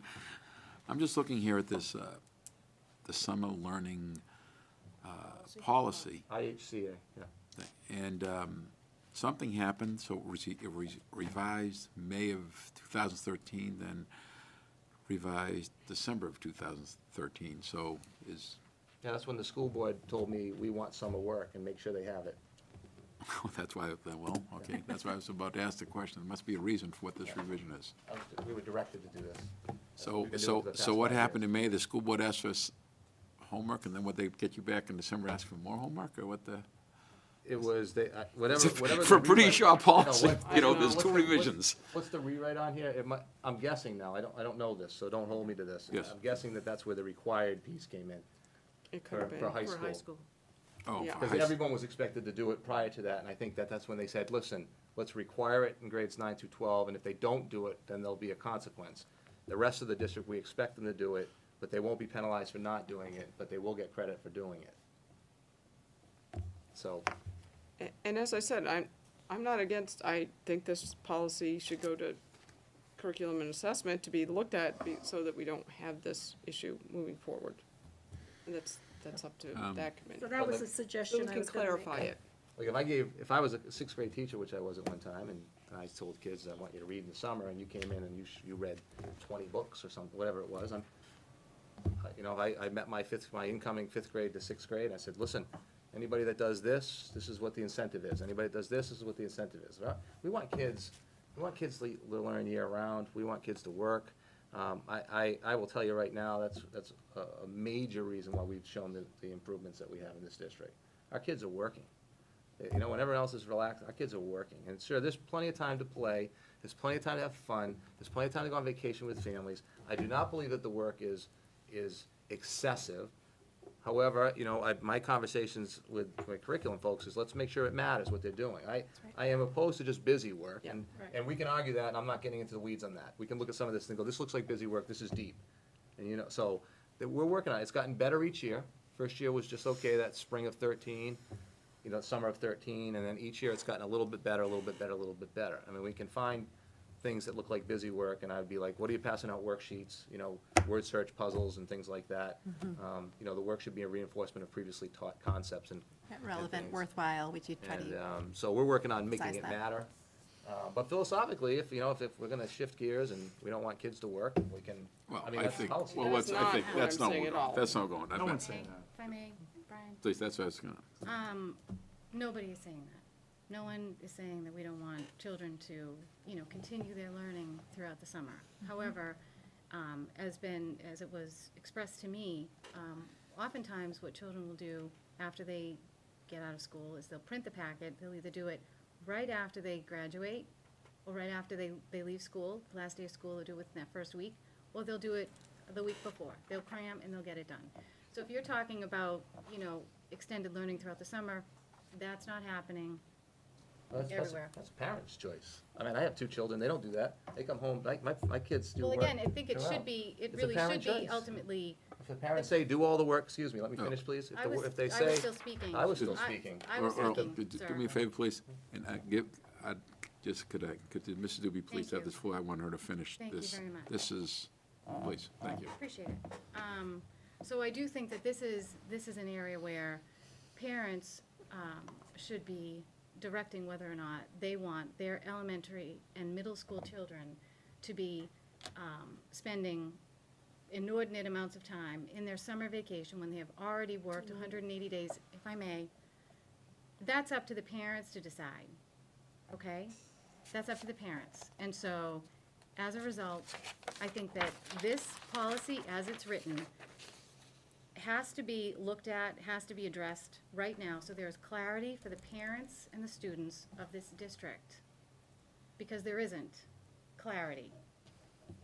There is in my mind, there is. But you may be the only person. There Yeah, isn't yeah, clarity. okay.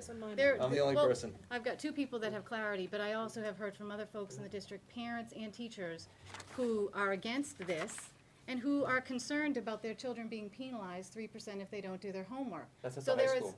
No, it isn't at the high school level. Yes, It it wasn't. is. You're not listening, Stephanie. No, Yes, I'm it is. telling you that I've heard from parents in the middle school who have said that their You children, should talk to the middle school principal then, because I spoke to him today.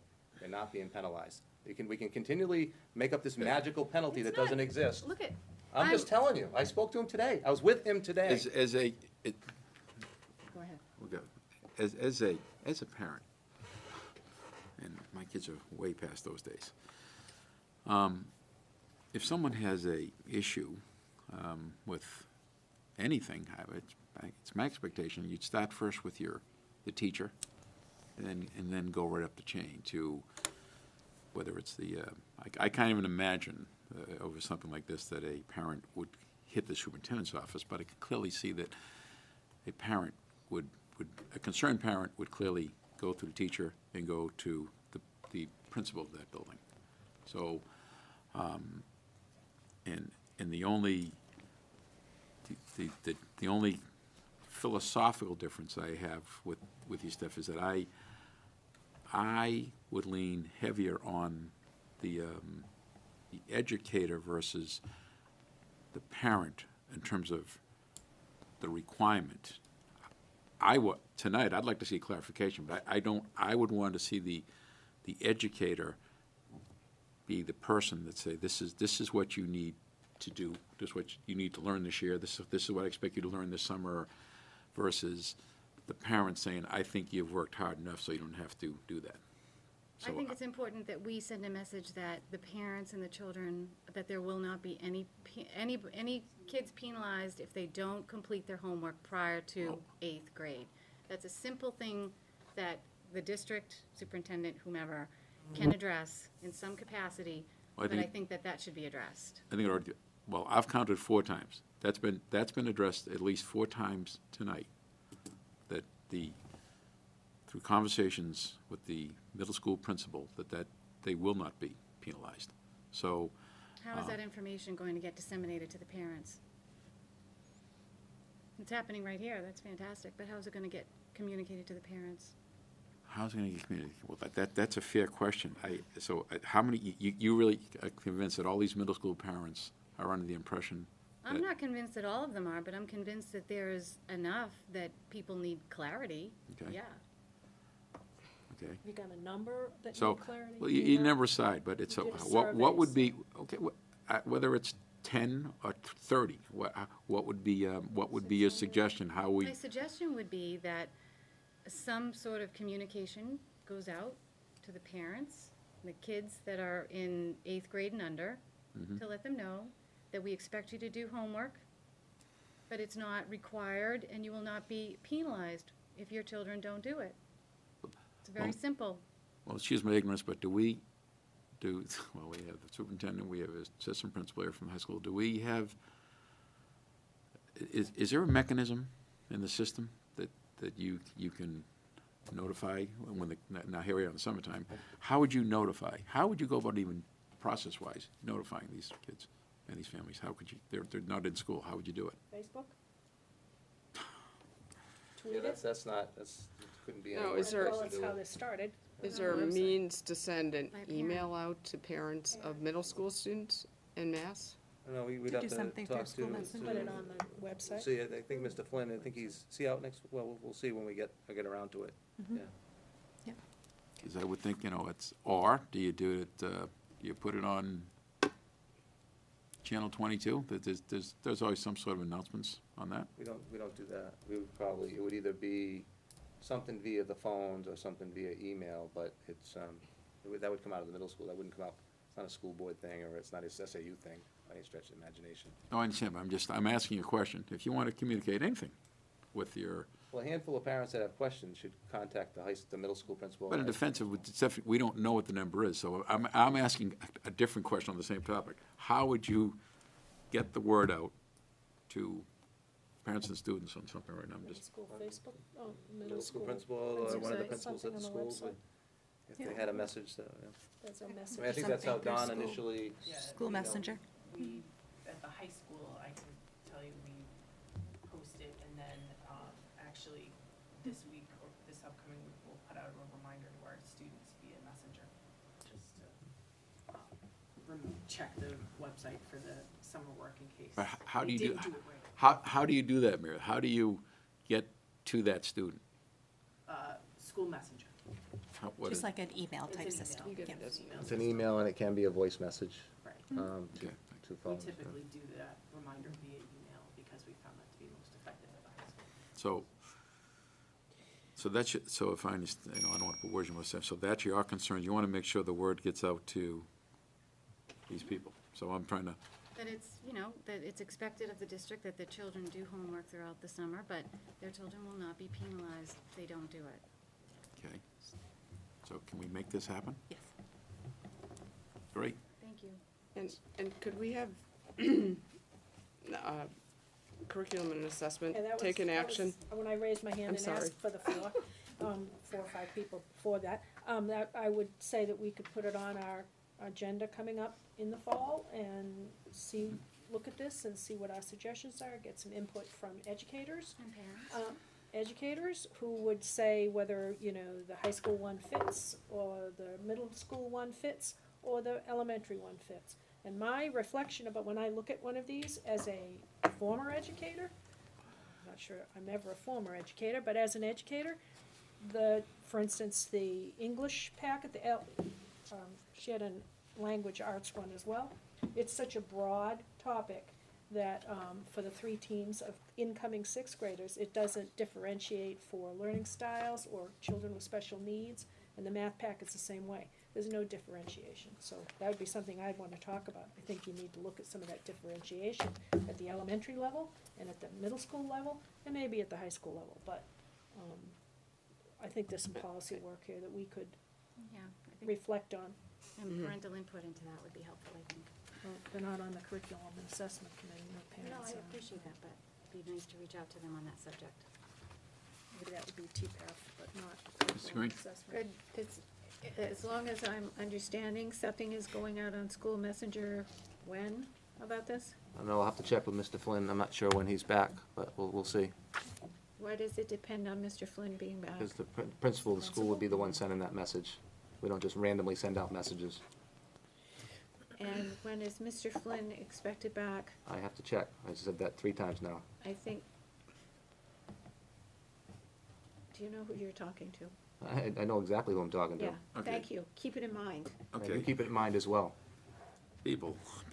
I, I think we maybe need to put a deadline on this message, because it's not gonna do us any good to go out August 15th.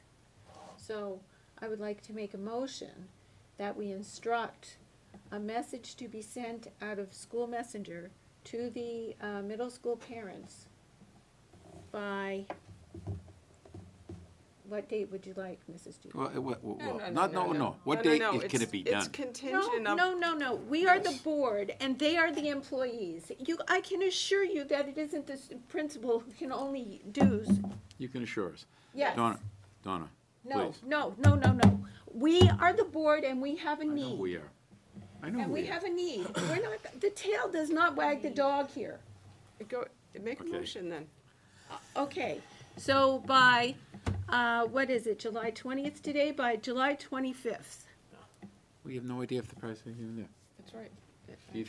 You want this board to overrule a brand-new middle school principal who we don't even know where he is in the next 48 hours. It's not overruling him, it's asking for a chore to be done. It doesn't have to be done by And the chore's gonna be- principal. And the chore's going to be done, but you just feel it should be done in the next 48 hours. 5 days. 5 days, and in those 5 days, that includes a Saturday and a Sunday. Right. How difficult is it to send out an email? I'm not the person doing it, so I'm not sure what's involved. That's my motion. There's a second? Could I amend that motion? I think you No, should, you- I think you should second it first before you amend it, I We need believe. to ask I'll for a second it with an Okay, amendment. okay. I would like to ask, I'd like to ask the chair, to ask the superintendent to find out when Mr. Flynn will be back, so that we can, make a determination then as to how soon it can be sent out.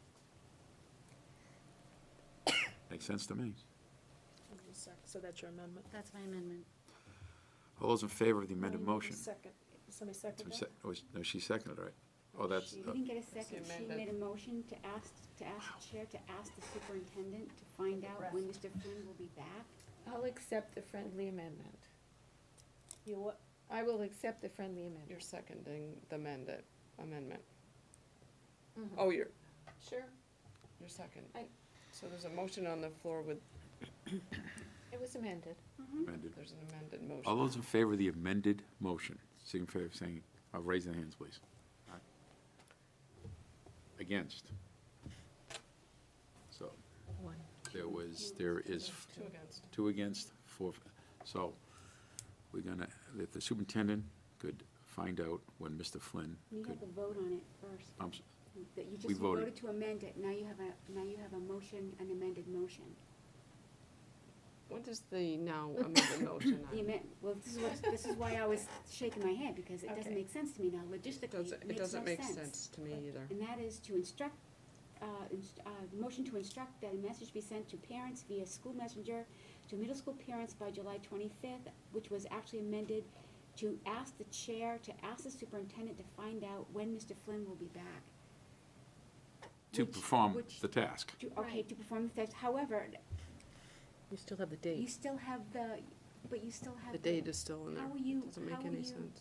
are you gonna have another meeting once he No, finds out no, we're when not he's gonna, back? So no, that you not, can- not for that, so. You're so- making motion to take action? No, I believe the intent is to ask the superintendent to see when this can be done, and then get it done ASAP, as soon as he gets back. That's overall what we're trying to get done here.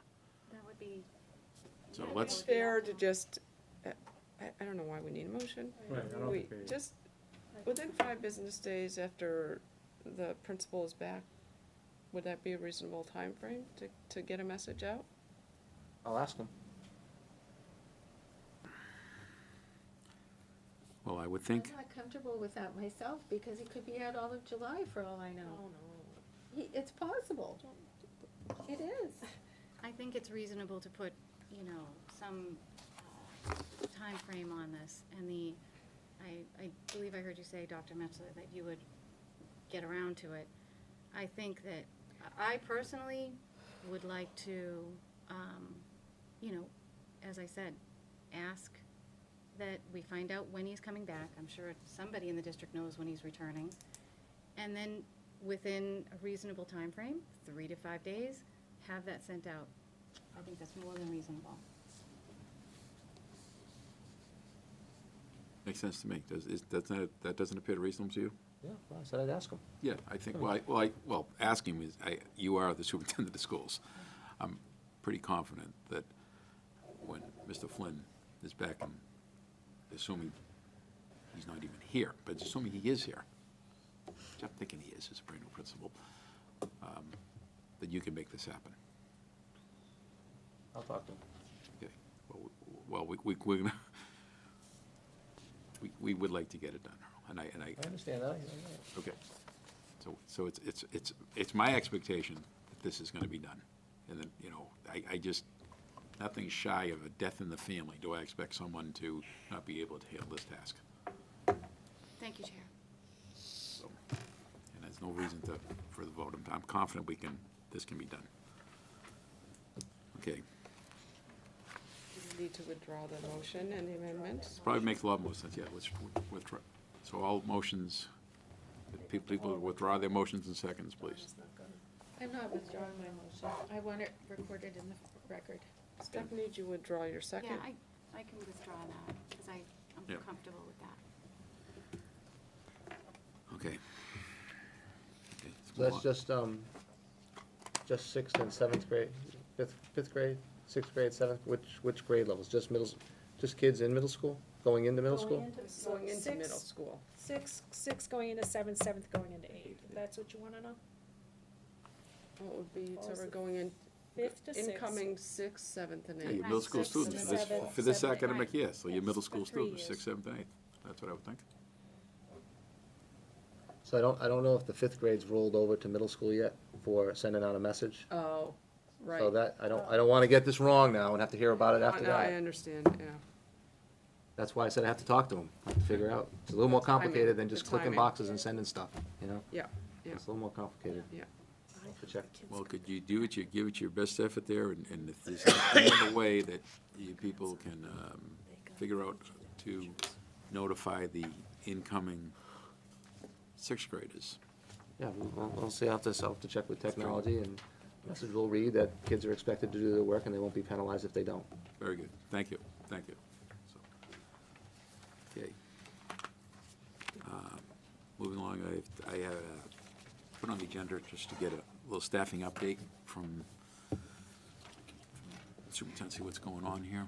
Oh, you, Getting that for me too. oh, that's, oh, yeah, wow, that's great, okay. I've provided you tonight with an updated enrollment report, so it should be updated, or you should see in those charts for each of our schools enrollment as of July 18th. And just to remind you, on the front of the packet, the color key there does indicate that green, that a particular class has reached its maximum size per the enrollment or class size policy. And then anything that's highlighted in pink just tells us that we're approaching that maximum class size. There have been some increases with enrollments over the last a few weeks. We anticipate that these enrollment numbers will continue. We get registrations right up through that very first day of school. So we are using this to monitor our staffing needs, but it is the heat of hiring season, so we are doing lots of interviewing for positions every day. To fill the retirements and the resignations and the positions that are posted. So that you know, all positions have been posted with the exception of the 2 administrator positions that Dr. Metzler had agreed not to fill. Let's see, what other information I want to make sure that you have available to you. So I think it's helpful sometimes for you folks to know that through this hiring season as quickly, we're trying to move as quickly as we possibly can through that interview process, getting candidates processed through here, our central office, and trying to do that in a manner that is as quick as possible because we don't want to lose good candidates. And sometimes that happens in the summertime, especially when there's vacations going on or if we have folks that are interviewing for more than one position. So we're trying our very best to move those candidates along, get those positions filled.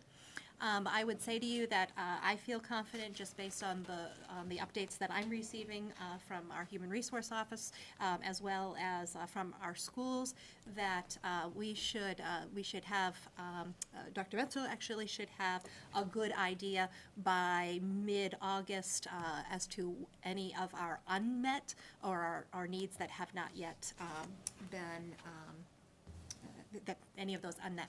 And any of those unmet needs might be, he should know by mid-August or so.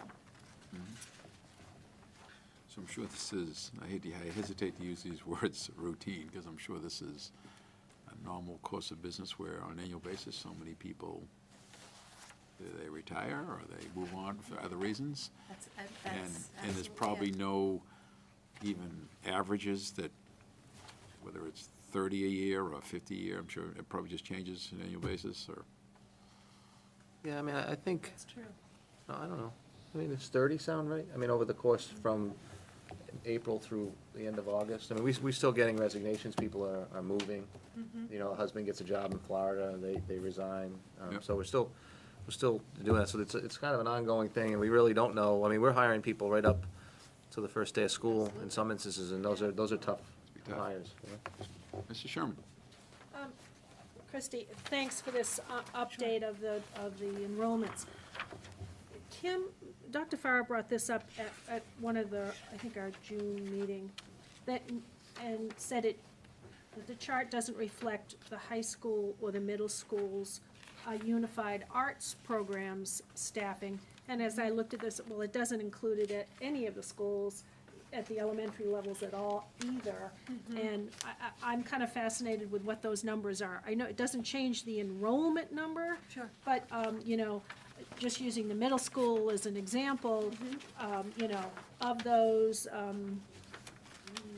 245 anticipated sixth graders, to roll that out, how many, I know it's 3 teams, it's 12 classroom teachers, and I don't mean to belittle these people are still classroom teachers, but how many other teachers, the art teacher, the computer teacher, the phys ed teachers, how many music teachers, all of those as well, does it take to fulfill that? That's the piece that's missing off all of this. The staffing needs to make sure every kindergarten kid at Pollard has the required UA classes. Sure. And at Atkinson and at Danville. I'm wondering if you can, All that I together. think that's interesting data. Well, particularly since you're now at 3 teams from 4 in the middle school, I would think. How does that, how does that change does Well, I it can- change the UA I can tell you situation? quickly, as far as the phys ed over-enrolled or really, really large unified arts classes now are made more reasonable like the regular ed teachers' class sizes. right. So what does that mean?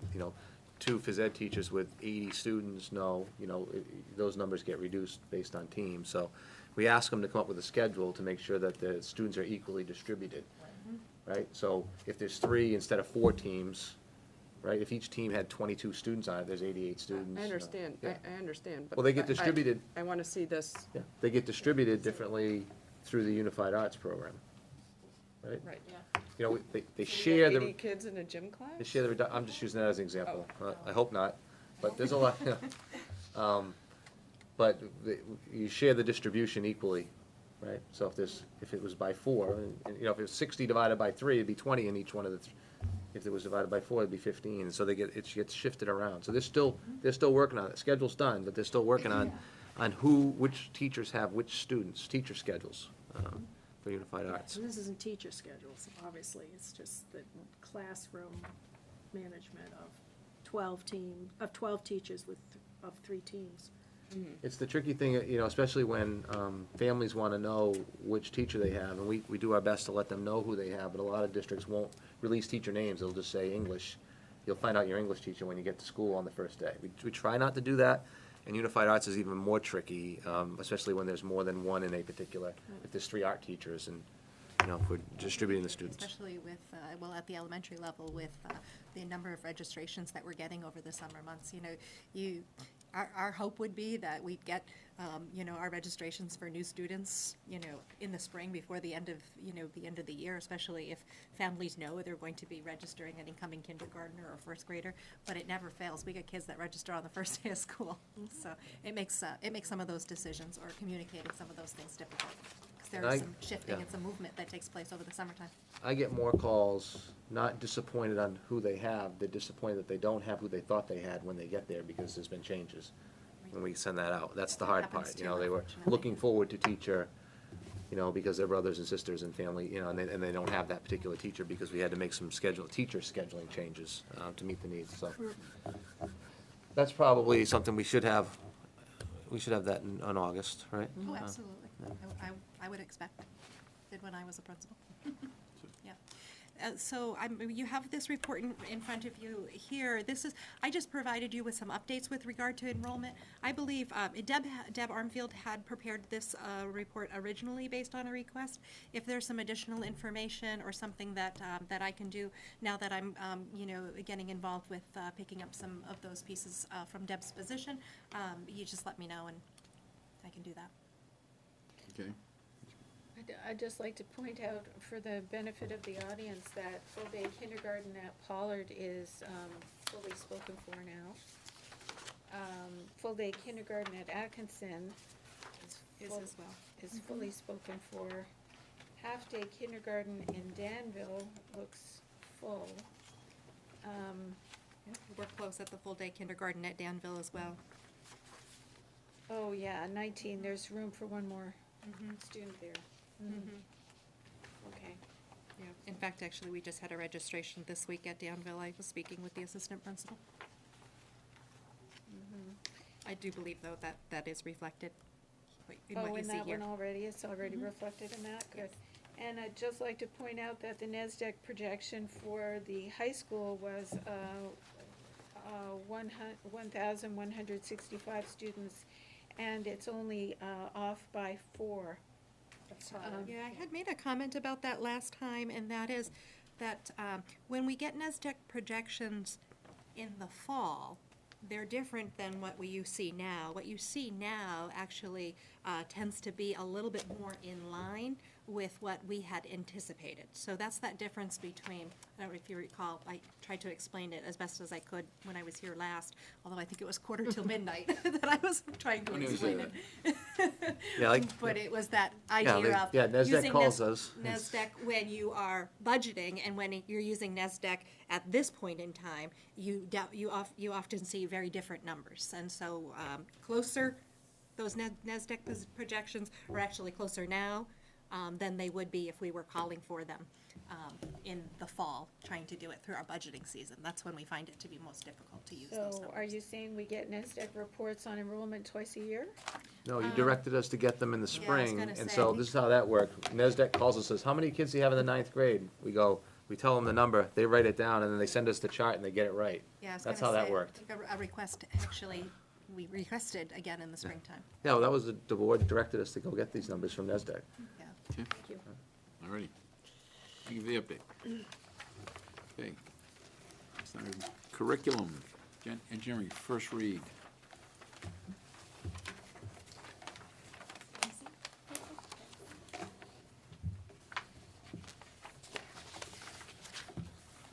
Good evening. Good evening. I'm here to present our engineering curriculum for first read. It was presented prior. I was unaware that it wasn't in the giant packet of curriculum that went through, so I do apologize for that. Just as a refresher, our engineering courses were all written off of the standards that are published in the New Hampshire Vocational Educational Guide. The courses that we have in here for you tonight are our engineering drawing, our architectural drawing, as well as our AutoCAD courses. And just as a refresher, the remainder of our engineering courses are Project Lead the Way courses, which is a programmed curriculum, not one that we write ourselves independently. So all of our engineering courses were basically split into 2 units. The units are divided into modeling of skills and then communication of the intent and the application. So if you have any questions, I would be happy to do my best to answer them. And I will apologize as Mark Pedersen is on vacation this weekend. all right. This week. Just a quick question. So these are based off engineering technology standards?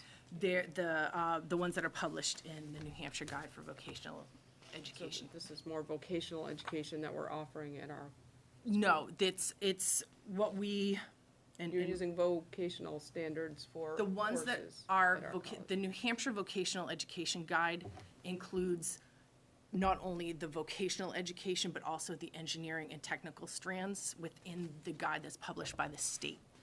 So it has strands for specifically the engineering and architectural fields as well, which was why when we chose to lay this out, they felt those were the best aligned standards. So- And these courses are on the books this coming year, Yeah, and they're enrolled. Yes. yes, yeah. Do we have enrollment? We're gonna get those enrollment numbers soon, right? For the fall? Yeah, I don't have them, I didn't think to bring them with me tonight, I apologize.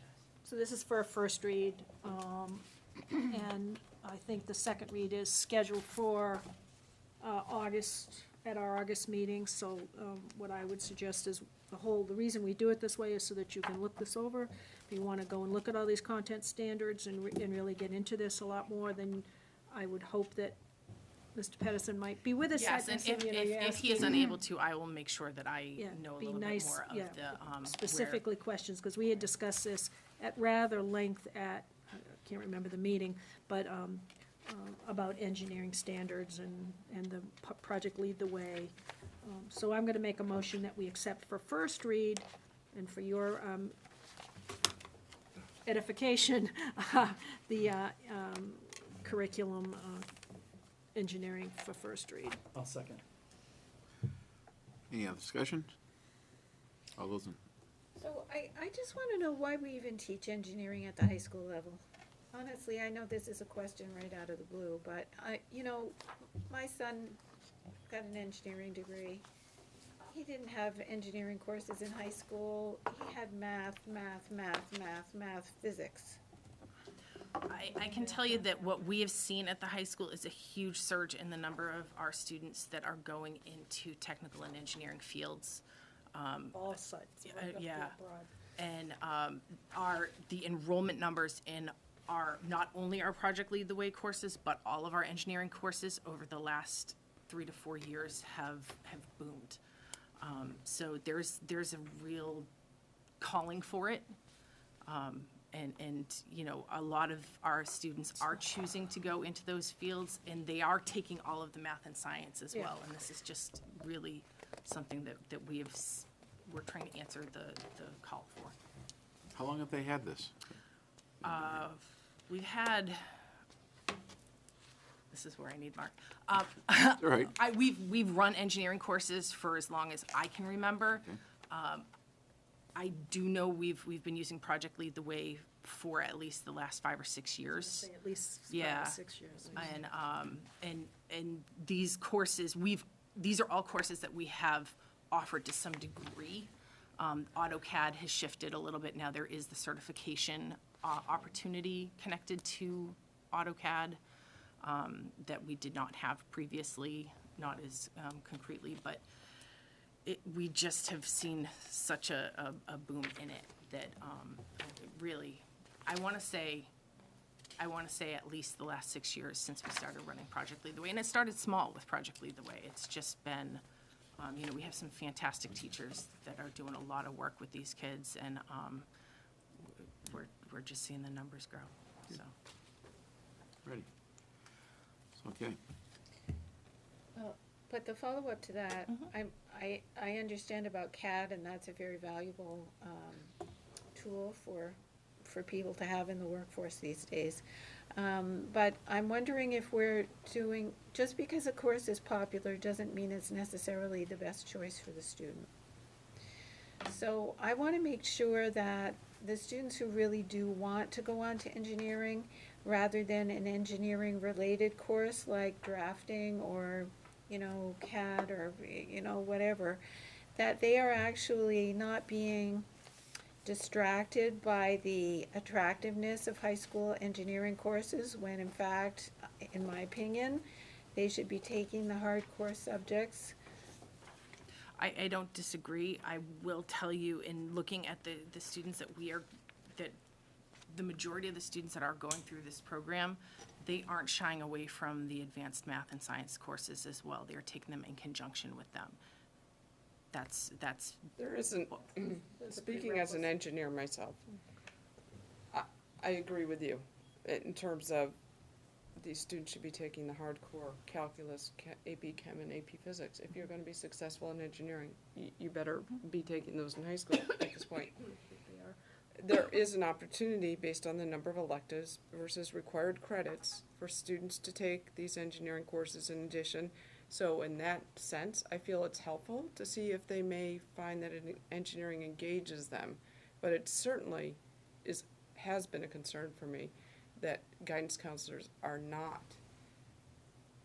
having students take engineering courses versus the harder math and science courses. That's a guidance issue. There's the opportunity to do both, though. There absolutely is. But they should certainly not be shying away from the others at the expense of the attraction of these courses. I think some of these are good questions to ask Mr. Pedersen when he's here. And we've had some of these discussions in our curriculum meetings. Again, He's the expert on all of that. I think it puts Mary in a tough position here. She's trying to fill in Yeah. just to get this covered and move this along. It's our mistake. It just didn't get in the big, large packet, but Eric already presented this information. Thank you. Again, Thank you. let's take a vote on this, We need to vote, yeah. okay? We had a motion in a second. There already was a motion second, okay, so all those in favor? Unanimous. Thank you, thank you very much. Okay. Schedule future meetings. Now, from what I understand, hasn't this already happened because of the, We changed the policy, so now we have, You have not made any directive whatsoever. You changed your policy, but you've made no directive as to, are you meeting every 2 weeks? Are you, or that the first and third of every month? And none of that has been articulated, other than the change of our policy. I guess my assumption was when the policy changed, that articulated what was gonna happen. I think that actually the policy doesn't say that, the policy just says that you can continue to have them or not have them, or call special ones. So I think it just needs to be articulated. Okay. What is the wish of the board? well, my wish, I'm definitely in terms of favor of more meetings than not. So at the very least, I would expect twice a month at the very least. So, what are other For people's? the 1st and 3rd of August.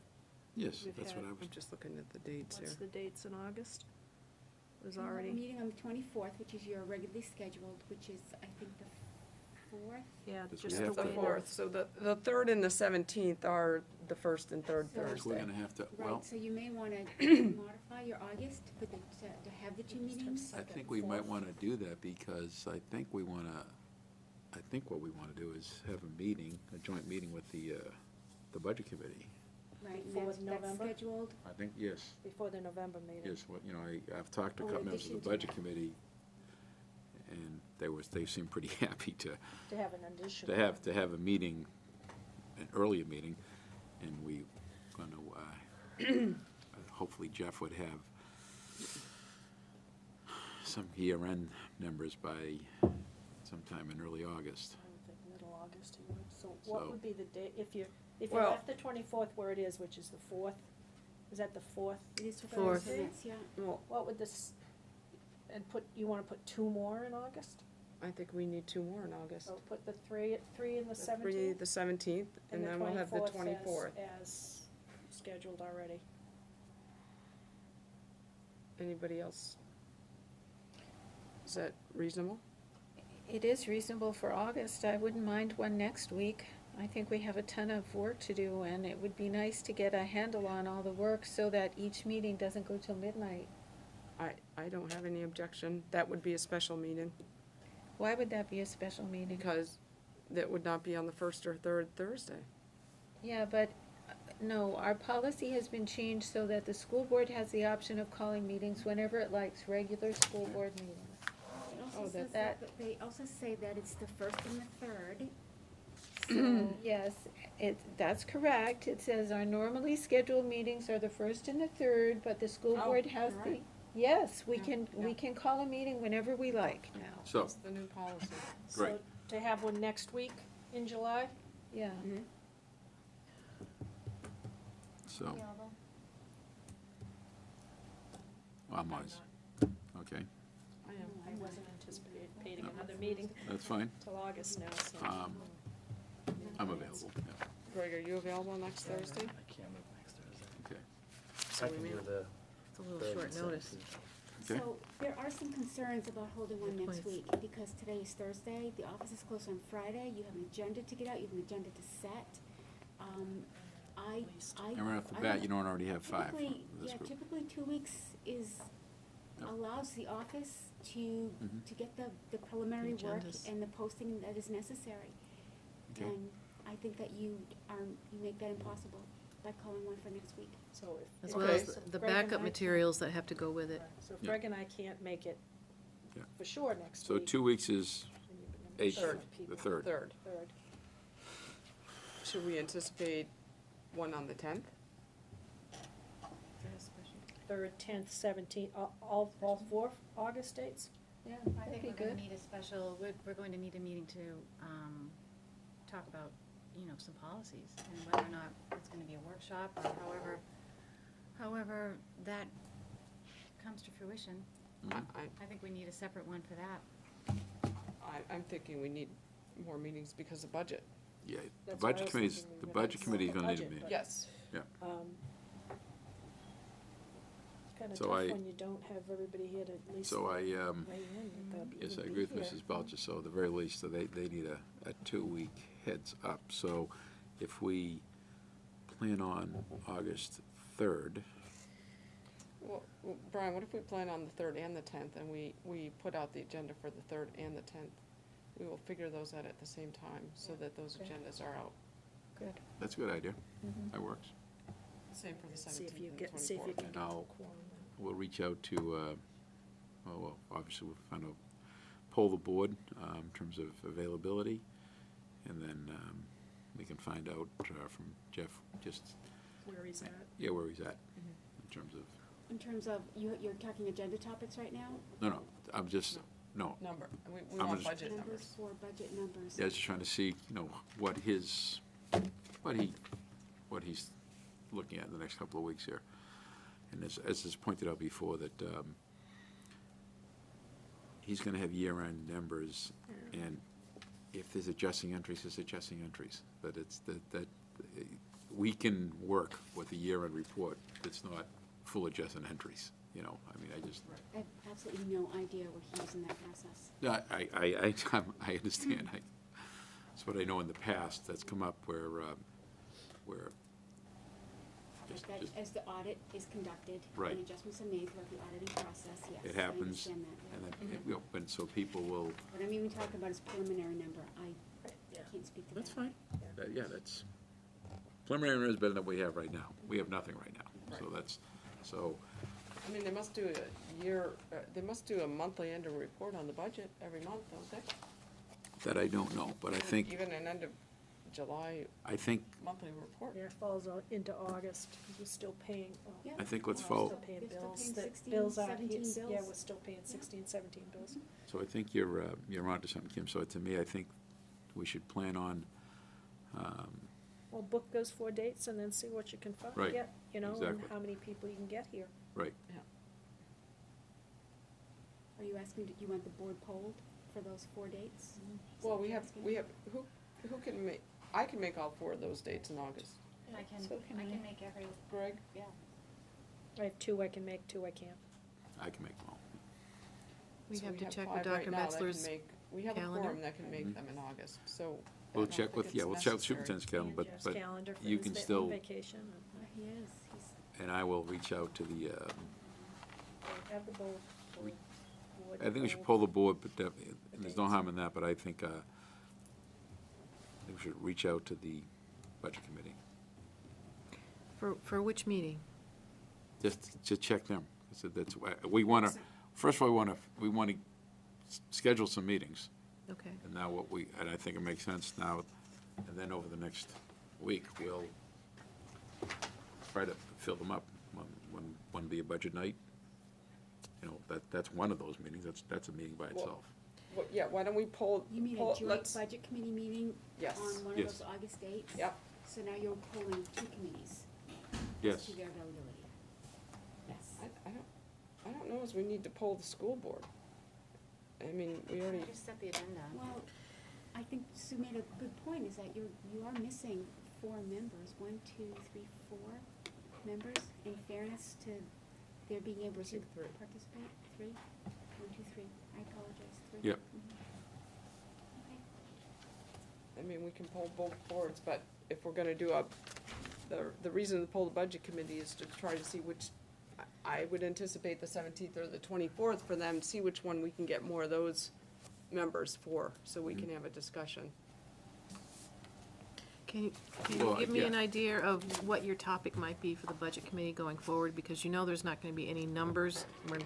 We're not even close to starting the budget process with You mean there are our numbers? schools. So What do you say? you're asking for meetings with the budget committee, correct? So Yes. let's start with the end in mind. Mm-hmm. What is it that you want to accomplish that meeting in August? What's the conversation you want to have with the Budget Committee? I wanna see what we can do, me personally, about getting the school board and the budget committee on the same page. So you want to talk about process? Process, goals, sure. Okay. Just, then if we can have, and to me, I would expect by mid-August, you're gonna have numbers. You're gonna have year-end numbers. Year-end For, numbers. for this year, Right. Right, possibly, 16, yes. 17. Yep. But we need to, I think, talk to Mr. Dowd about the process that he uses. I know we're going to have auditors in this very room. Yes. We may not even have this room When, available to us. well, They're I'm actually asking, writing when it. is that going to be? Because they're typically, It's the third week in August. They actually had to push it out this year, so I think they typically come the first and second week, and I think it got pushed out to maybe the third and fourth week. You mean they take it over for the they week? take Oh, this yeah, room, this room gets filled with paperwork. Papers all Yeah, over. they are boxes, in here. Yeah. papers, adding They use machines. both rooms, yeah. And we don't use these rooms because they Completely forgot about that. leave their Yep. Stuff, yeah. pretty much Sure, like things your here. worksheets overnight and stuff, yeah. Okay. But maybe that's the discussion to have as well is, when you get together and put your agenda together, is what exactly do you want as an outcome for this discussion with the Budget Committee? So process, goals, timeline, that's what I'm hearing. So there's not gonna be any numbers to give them, that it's really a process. It's a planning to plan meeting is what you're getting to, is what I'm understanding. That's a good start. That's not a bad idea, though. Yep. We'll see if we can agree on what the process might look like for both committees going forward.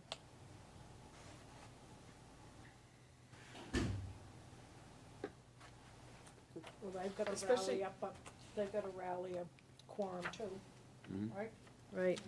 Right. Especially since, in my mind, the process is going to be different because the school board is going to be taking a much more active role in looking at the budget. I know, but we need to let them know that, don't we? Right, Sure. yes, we do. Exactly. Well, so- Exactly. And we need to Nice if figure we'd out, have a chat about that. right, and we Exactly. need to figure out how to coordinate it so people that are presenting aren't doing additional work or what, or both of our committees is gonna work in terms Yeah, of how how can we we do want the that data efficiently? presented to us, so. Right. Okay. So that will probably be one of those 4 Yes. meetings? Yes.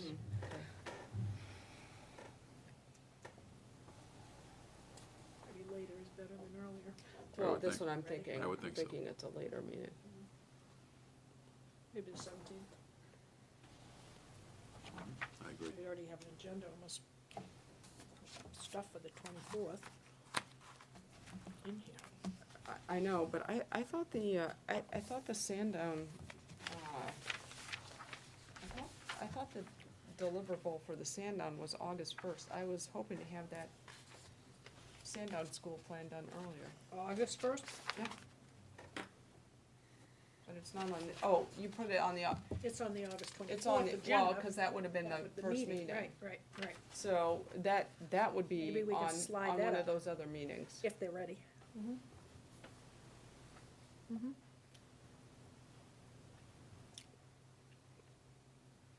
So, I'd still What like is to the see- block scheduling assessment plan? What's that on there for?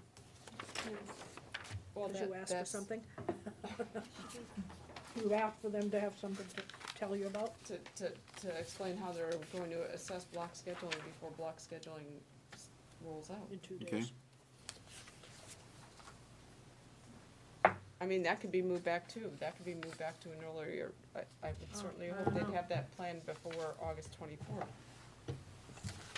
Right, but again, based on they're already probably thinking they're gonna be here on the 24th, so Mm-hmm. working around their vacation, their vacations. Oh, no. There are, so we have to, that really is coordinated, that really needs to be worked out through the superintendent's office to find out exactly. which administrators are available for these things that you're moving, because they are entitled to vacation time, that they are currently using. So So quite honestly, you've got the meeting dates that you Move set it this aside, we'll way. get some polling of the board, we'll make sure, we'll find out if the room is available, we'll find out if the budget committee is available for one of the later August meetings. And we'll take it from there. And really, and then as far as developing the agendas, that's something that the chair and the vice chair can work with the superintendent to do, Absolutely.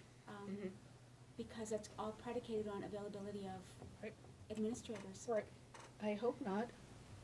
We don't need any administrators at our board meetings. Yes, we do, Yes, we we do for do. certain things. Present stuff. To have presentations on certain items, they most certainly have to be here. I mean, if we're talking what? about, And not with budget, not with, no. policy. What, well, not policy, but other items that are on the agenda are gonna. Depends on what's on the agenda. Yeah. Right, exactly. So I think this is a moving process here, and It is. you're gonna have some discussions with Dr. Metzler in terms of the agenda and putting that forth. And Kathy will be a big part of it as well. And we'll do our part in polling and trying to get these things set up, Great. okay? So, now that you have the floor there, Dr. Wilson, do you have, do you have any administrator's report for us, or? I don't, Okay, that's, frankly, there's a lot of hiring that I've been doing, which I will present through the personnel report. sure. But we've had a lot of administrators in and out, taking advantage of some lovely weather for vacation time, but at the same time, doing a lot in terms of getting the finalization of hiring. Mhm. So, Okay, thanks. personnel report, Yes, please. you have it in your packet. Yes. We have two resignations in your packet. One is most recent, so we will be looking for a elementary school teacher. We also have, do you usually say any names or no? No. No. Okay. We also have nominations, a mathematics teacher at the high school. And we're certainly very glad to have him come on board. Kevin Cunningham for the math position was interviewed by a number of people from the high school, and then followed up with two of us here from the SAU. And he's got some great expertise in some of the science and the education, the masters in education. So we're very pleased to have him come on board. Audra Lowe is also the new special education teacher at the middle school, he would like to have her nomination accepted tonight. So there's that information.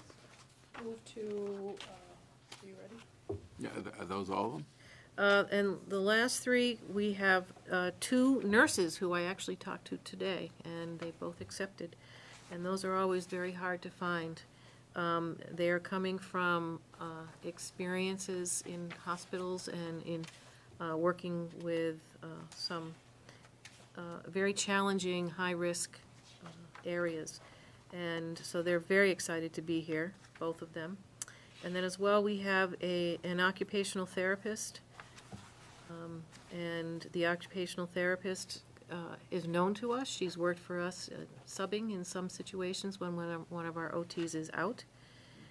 So she is a known person, and we're very happy to have her join the team. She's got over 20 years of experience. Just curious, before we go, I knew that we, the middle school nurse left. Who was the other, what other school lost a nurse? So you said you we're bringing on two nurses? One from the middle school and one for the high school. Oh,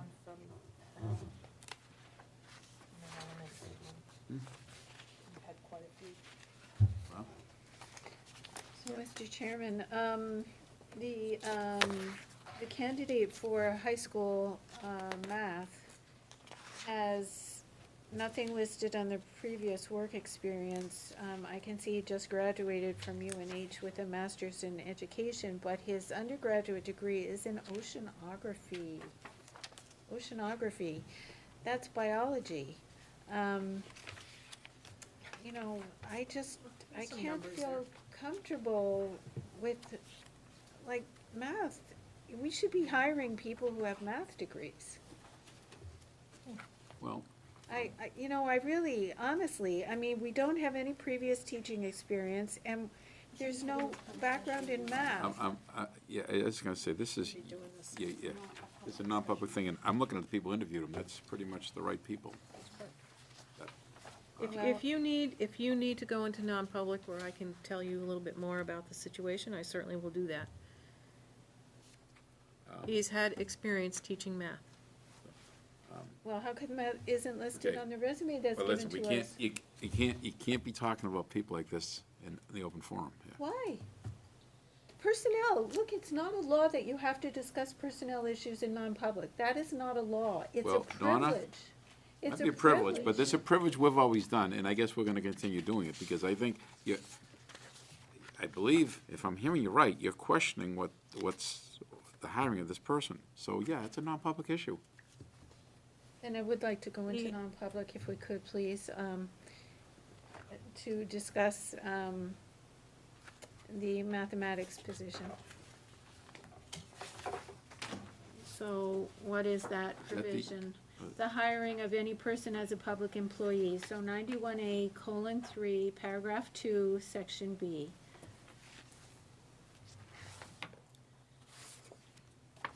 Okay. Is that, That's my motion. I would like to go into non-public to discuss this position. there's a second to the motion? A second. Motion made second. All those in favor of the motion? No, we have to Poll the poll. board. So, Mr. poll the Boyle? board, I'm sorry. Yes. Stube? Yes. Dr. Farah? Yes. Mrs. Green? Yes. Mrs. Sherman? No. And Mr. Spiro? Yes. Thank you very much. Thank you.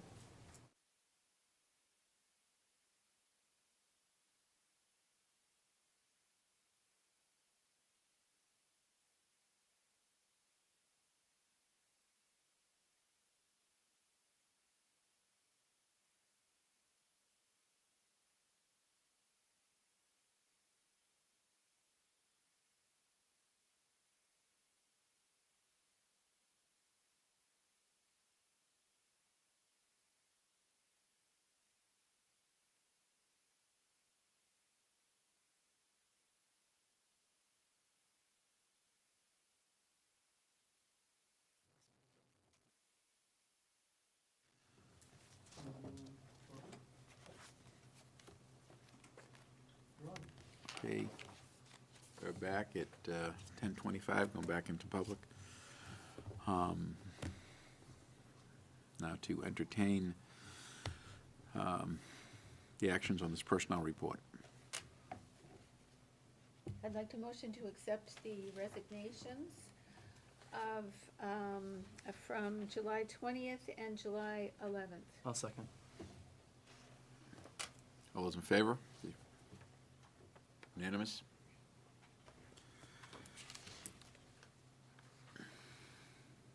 Nominations for hires? Mrs. Sherman. Move to nomination, all of those on the July 11th personnel report and on the July 20th personnel report. I'll second. Motion made second. All those in favor? Discussion. I just have one question. And, you know, here we are hiring a whole bunch of people. Do we know if any of these positions are new positions or currently unfilled positions? In other words, are these replacements for people who have resigned, or are any of them filled positions that haven't been filled in the last academic year? Because I've got, you know, we get all these resignations and then we get all these nominations, and the board has no way of telling whether we're actually filling new positions or whether we're just keeping the status quo. And Well, that would ask be an this interesting every thing to single put it- time. To put it on the report If it's a here, on this cover, replacement. to have it say, to replace da-da-da-da, Right. Right, who has resigned or Right. retired, or, you could add that to the. exactly. I try to keep so I know, okay, because they don't match up. I know they don't, they can't. It's just impossible to do it. So you have to keep all these lists going. So I kind of went through it. I kind of think they match, but we've still got some holes. We haven't replaced everybody. Well, it would be very easy on these reports just to say replacing or, new position or previously unfilled position. Yeah. And so we are, and I ask this question every single time we're presented with a list of nominations, and never once has the administration been able to answer that question. I ask it every single time, and every single time. All right, Donna, We don't know. would it be possible to add on to the cover sheet, say, who's ever on this nomination for math, in parentheses, who it was the replacement for? Or if it was previously unfilled or unfilled? New position, previously unfilled, Yeah. replacing someone who has resigned or retired. Perfect. Yes? Is that Right. doable without a lot of, I mean, I'm sure you know as you're going through, because you know who you're replacing. Well, we do, and we do track these, and as far as I can see, for the ones that I know that have come through me, there has been no new positions. They're all replacements. So, anyway, yes, we can see if we can clarify that a little bit more. Thank you. Thank you.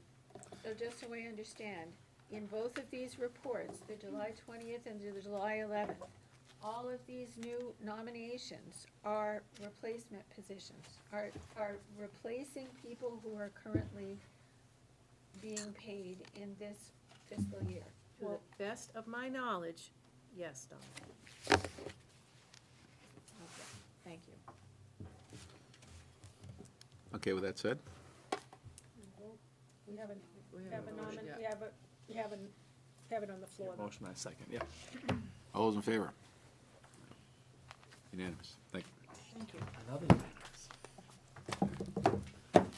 All righty.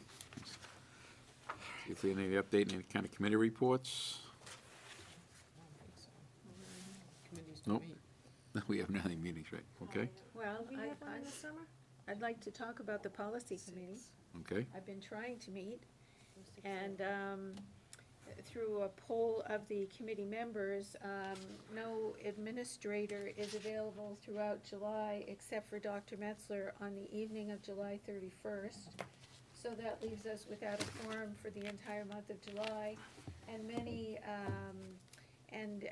a number of administrators haven't filled out what their August availability is.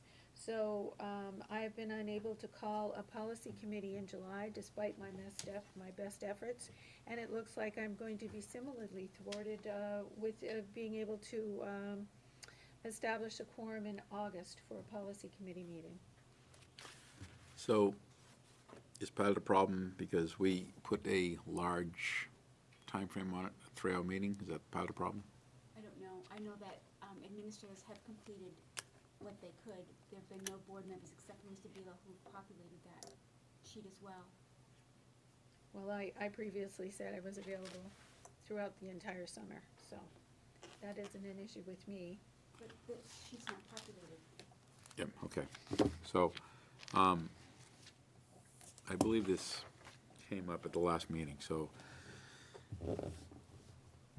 could you revisit that, Mrs. Belcher, and see if we can get this down to like maybe a 90-minute meeting and check availabilities? Is that what happened?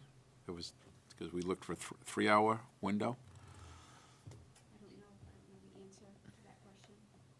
Okay. Okay, let me just say, I need a lot of work done, and I need a 3-hour meeting. So maybe we can only have one and knock off a lot of work in 3 hours. But, that's what I want. I need a large block of time to plow through all of these, because they're all related. We're gonna go through all the governance ones. They're all related. We need a big block of time to do this.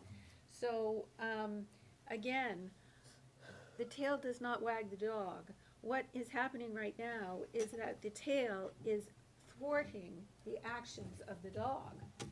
And we have work to do on this board. And by not being able to get a quorum of administrators, we are being thwarted from doing our work. So I would like to make a motion that we, as a board, eliminate administrators from the policy committee. I don't think we can do that without changing a policy. I'm not a policy expert here, but I don't So think you let's can. change a policy right now. Let's change a policy right now. It's, It's not You can't. noticed, and You can't don't change a have full membership policy. Of the board, that's a violation of a policy to do that. 1, 2, 3, 4, 5. There are 5 of us You here. noticed the I think board there's that you were 6, going to 6 if you change or count waive me. a I'm policy. sorry, 2, 4, yeah, sorry, I didn't count. All right. So there were 6 here. You can't do it. You 2/3 haven't of 6. noticed the board. You notice the policy change. So 2/3 of 6 is 4. So all we need is 4 people to vote to suspend a policy. You didn't, If we have 2/3 of a vote of the board, we can suspend a policy. without noticing the board. Yes. And you think that's collegial and wise? Well, we're actually being stonewalled. What's the so, policy you're trying to suspend? Board superintendent, standing committees. You can't suspend a policy unless the proposed policy to be suspended has been publicly announced to the board at least 1 week prior to the board's vote. Okay, so it didn't. Or there's a 2/3 vote, right? A 2/3 majority vote of the entire board membership Right, so you- in favor at a properly noticed regular meeting. not a noticed meeting.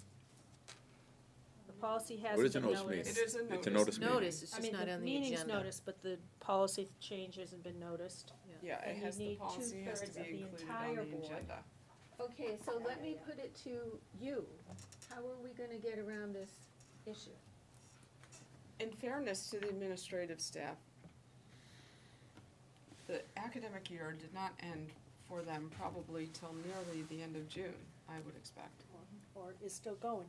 Well, no, but you know what I mean. When students are in session, I just think from my own professional experience, and then you have, so I would expect that most people are vacationing in July. just Trying to get a Trying little to bit vacation before some they come There, back. before there they come is, back. there is an expectation, although not required, but an expectation that administrators take vacation in July. We give them that ability to be able to take vacation with their families. Come that second week in August, pretty much second to third week, we are, you know, nose to the grindstone.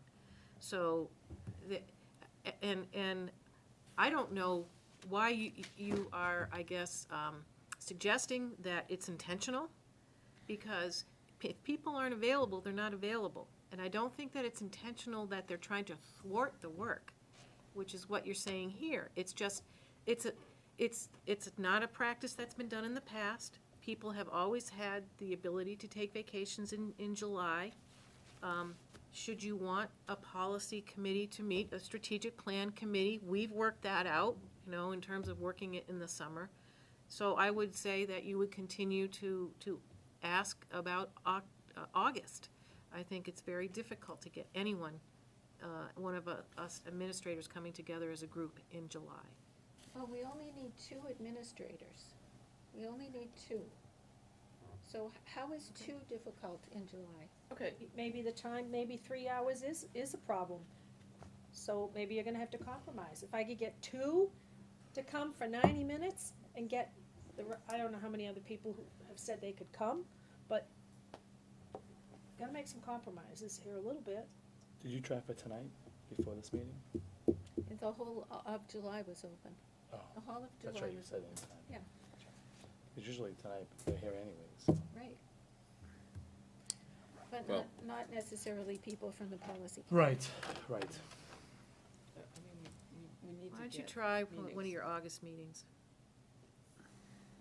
Do it like you normally, your normal practice. Do it before one of your board meetings. You might have better luck. We've got 4 dates you're looking for in August, maybe you can get a 90-minute meeting in there to get the ball rolling.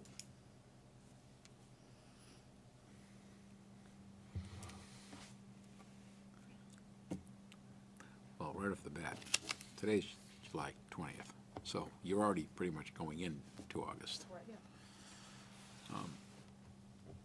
So, the poll was sent out to the whole committee, for July and August?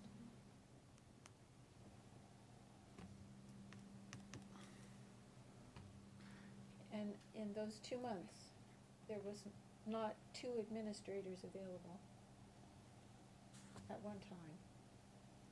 For 3 hours. You were still going for 3 hour. It was 2 hours. It was 2 hours. I thought it was, Dr. Metzler changed it unilaterally without my permission to 2 hours. and he and I had a chat about that, but I think, if my recollection is, that was, well, did you do the polling, Ms. Milne? And when you did the polling, were you polling for 2 hours or 3 hours? Do you remember? Originally, it was 3 hours, and then it was modified to 2 hours. So you polled administrators for 2 hours.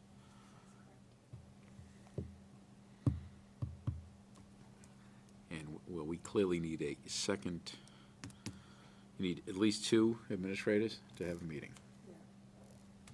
Of the policy committee. That are assigned to the policy. How many people are assigned to the policy committee? 5 administrators, 3 school board members.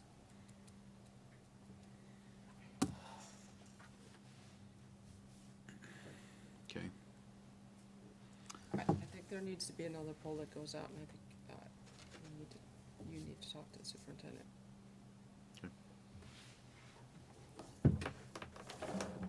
Let me talk to superintendent tomorrow, and assume he's gonna be in tomorrow. I know Friday. It's close. Friday. What I will do, I will text him, and I'm sure he will call me and address this.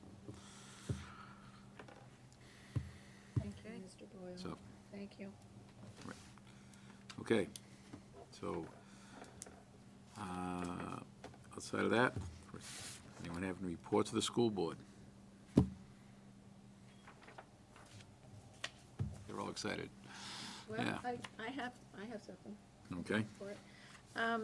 Just for the benefit of my fellow school board members and other elected officials with the Budget Committee, the School District Governance Association is holding a legal seminar on how to manage your legal engagements on August,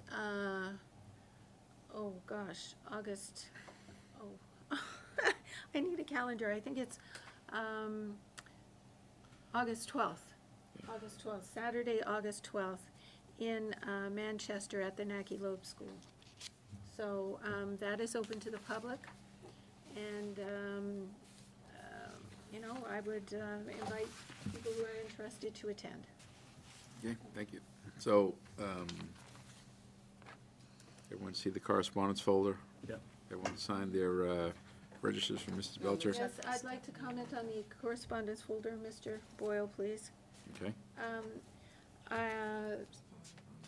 The school board was notified that Mrs. Metzler is being reimbursed for conference and membership fees, which is not in keeping with her contract. And you know this out.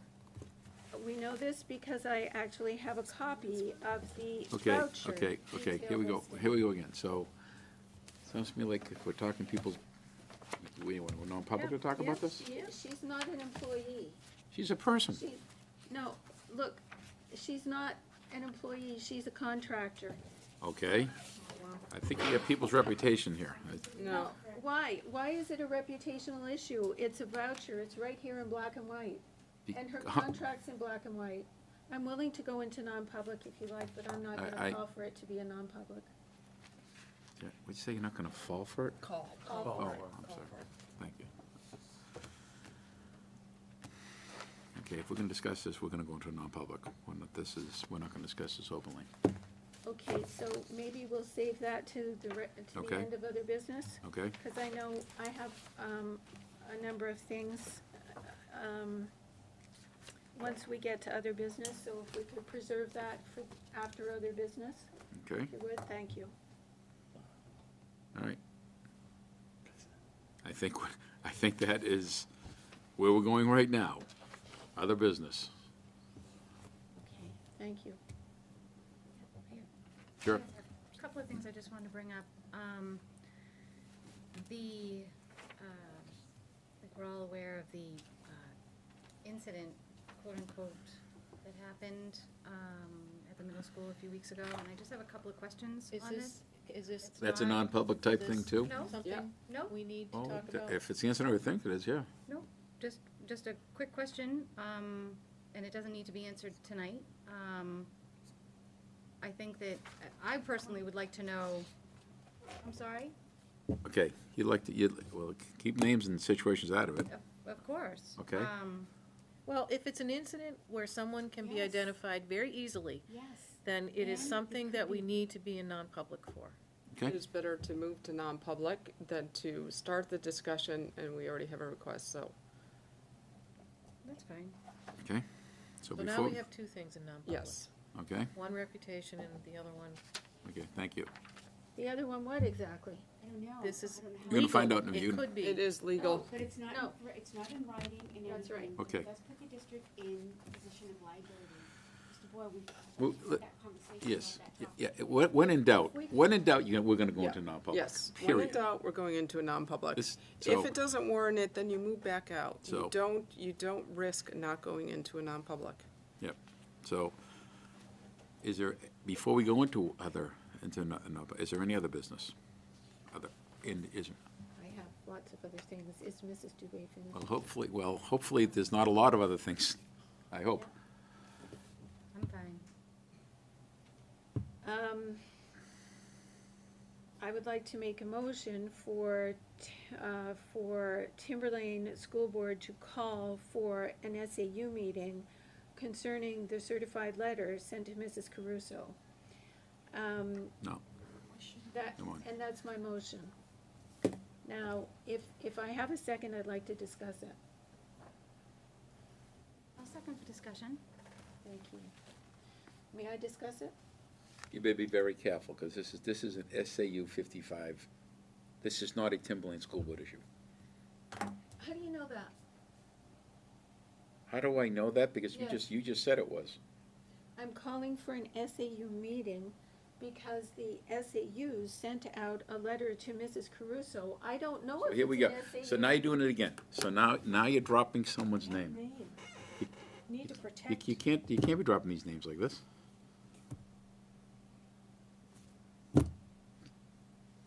Can't be doing this, am I right?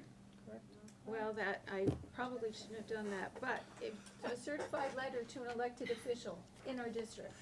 So, we have a certified letter to an elected official in our district, and we don't have a clue what it's about, and we don't want to insist that we know what it's about. This is why it's a district issue, because it's a member of our district. I disagree. Just because someone lives in the district, that makes a district issue. Because someone is an elected official in our district, it makes it an issue, because I'm very concerned that this elected official may be being intimidated Okay. through legal means, through the SAU. Okay. And I think, again, you are clearly going down non-publics. Dr. Wilson wants to interject. I'm sorry. We need to stop the conversation. Thank you. And I think if you are calling for an SAU meeting, then that's something that you just warned him that that's something you want. But for discussing it further, it needs to be in non-public. Okay. Thank you. So that's one item. thank you. You have another So on your I have list? a motion on the floor to call for an SAU board meeting concerning this issue.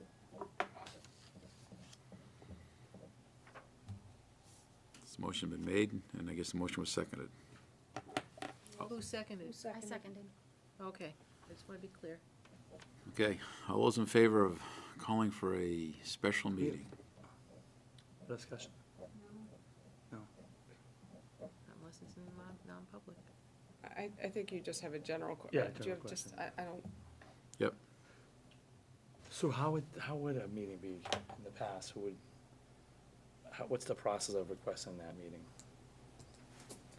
What's the process? Yeah, It's like- doing the process, but Is it, yeah, I know. Yeah, so it might take, I don't know, 90 days or pull the something? board and. Who knows? Yeah, just pull the board On and kind of special see. meeting. Okay. Okay, so, all those in favor of calling for a special meeting in the SAU 55, please raise your hand. Opposed? Okay, motion fails. Next. Okay, at the last meeting, we were promised a legal opinion on the hiring of Mr. Gary from Mr. Oh, Sherman. here we go again. Here we go again. Jeez, what did- This was discussed in public in the last. No, it session. wasn't. No, it absolutely was not discussed in public. Absolutely was not discussed in public. Well, we haven't gotten a legal opinion. So I'm And because wondering it's where not it is. our employee. That's an SAU 55 matter. But we have, look, I have a copy of the minutes it was transcribed. I have had a brief conversation with SAU Great. Chair and asked her to seek legal opinion. I do think we should do. Again, you know what? Again, I think this can be a non-pop all night. This isn't gonna happen here. This is crazy, Donna. Why? This was in public. And it said that Sue was gonna get us a legal opinion. I'm just saying, Okay. we haven't gotten it. How come? Okay. I'd just like to remind the board that August 1st, we were supposed to have budget options for Sandown schools. I'd like to remind the board that Dr. Metzler promised me a meeting in July for discussion with the transportation coordinator about the Sandown bus stop situation.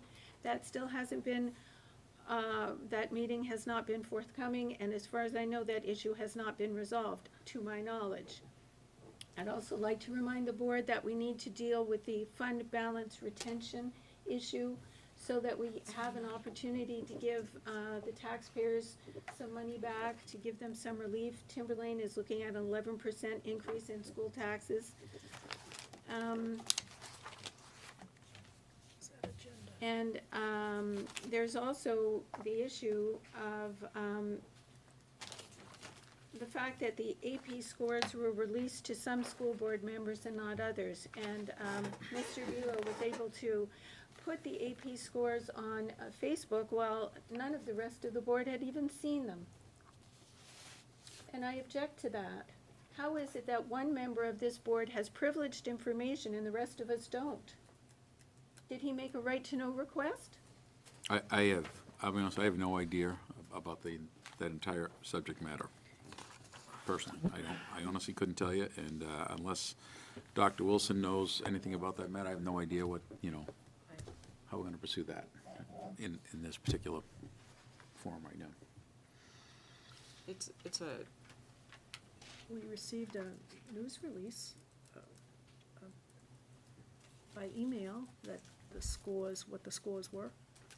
Yeah, Saying we you didn't receive that. but there's a breakdown of all the scores by subject. Is that the one you're referring to, or the original great news, our scores are so good? It's that we it's the received. She's detail. referring to the, because somebody sent it to me, the two-page detailed listing by subject of AP scores in the high school, which, Well, none of us did that, right? no, we don't have it. We don't have it, Right. which She's referring that another school board member did another that? school board member, That person's not here. Well, it was all over Facebook, and it came from him. So how does he get it, and the rest of us don't, without a right-to-know request? we don't have the answer to that. The answer to that is what I'm We saying. will look into it. We will look And- into it. You talked about the Sandown Schools plans, that's on the Yep. August 24th, and the fund balance retention surplus is on August 24th on this upcoming, so it's not like they've been lost in space. Very good, thank you. Oh, and I have one more question. The Sandown Board of Selectmen is discussing purchasing a cop sync, service, on Monday. And, I called town hall and I said, well, why would the town need a school emergency notification system? And, you know, the secretary didn't know. But I'm wondering if we have one, why do the towns need one? Does anybody here know that? Didn't it originally come out of the towns? I thought it originally came out of Plastow, and then, The individual town police yeah. departments have it, Yeah. and the schools have it. I don't understand what Sandown's Yeah. looking to purchase. I don't either, and that's why I'm wondering what the status of our I think program is. Kelly would answer Yeah, that. again, the The safety safety chair, chair, yeah. yeah. Want to send them an email. Yep, So- send the chairman of the safety committee Yeah. an email. Okay, very good. Well, that's mostly it. I'd like to discuss the Twitter issue in non-public. So As that's well. 5 things? Okay, so let's, I do not know if we can discuss Twitter in a non-public. Oh, good, I'm, If it involves, we're not gonna discuss it, period. Right. Okay? We're gonna discuss that, period. I'll make it real easy. There's enough right now to go into non-public. If you want to deal at one of these next meetings, that's great, but, this, so I could make it easy for you, Mr. Boyle. is that right? I could just make a motion for Dr. Metzler to cease social Yeah, media it's during not- business hours. Yeah, okay. Well, I appreciate you trying to make it easy for me. So here's what we're gonna do. I think we should go into a non-public because I don't believe the purpose of this other business item was to go and turn it into a tie meeting. This is crazy. It is approaching 11 o'clock, and I didn't see the purpose of, usually, this other business thing doesn't usually take this kind of life on. So either items have to go forward for future meetings, that's what we'll have to do. Discuss things in a future meeting. But this is, I don't want to just go on and on and on looking for items to talk about. So two or three things have been brought up to go into a non-public, so I believe we, I've lost track. okay, so I think it was only 3. I would say we should go into non-public, and I don't know I would have to come back, because I don't think we're going to come back to any vote. even if we do, we can let. Yeah, we can let Dean go, yeah, Because it doesn't have to be televised. yes. I don't think there's gonna be any vote. Yeah. So what are we going into non-public? Let's be under? clear on why we're going in, Yes. please. So C, Well, Definitely C. Reputation. And also, E. No? No? I think it's The just C. topic that Stephanie was referring to should not be discussed in non-public or in public for valid reasons. Mm-hmm. It's not that it can't be at some point, but it cannot be at this point. Yeah, it's preliminary. I see what you're saying. So we're going in under C. Yes. I need to make a motion. Somebody does. I'll make a motion to go to non-public under RSA 91A:3, Section 2C. Mr. Boyle, Yes. Mrs. Doobie. Yep. Dr. Farah, Yep. Mrs. Green, yes. Mrs. Sherman. No, Mr. Spiro. Yes. Who seconded that? Oh, I'm so sorry, I don't think I got a second. Do we have a second to go into non-public? I'll second it.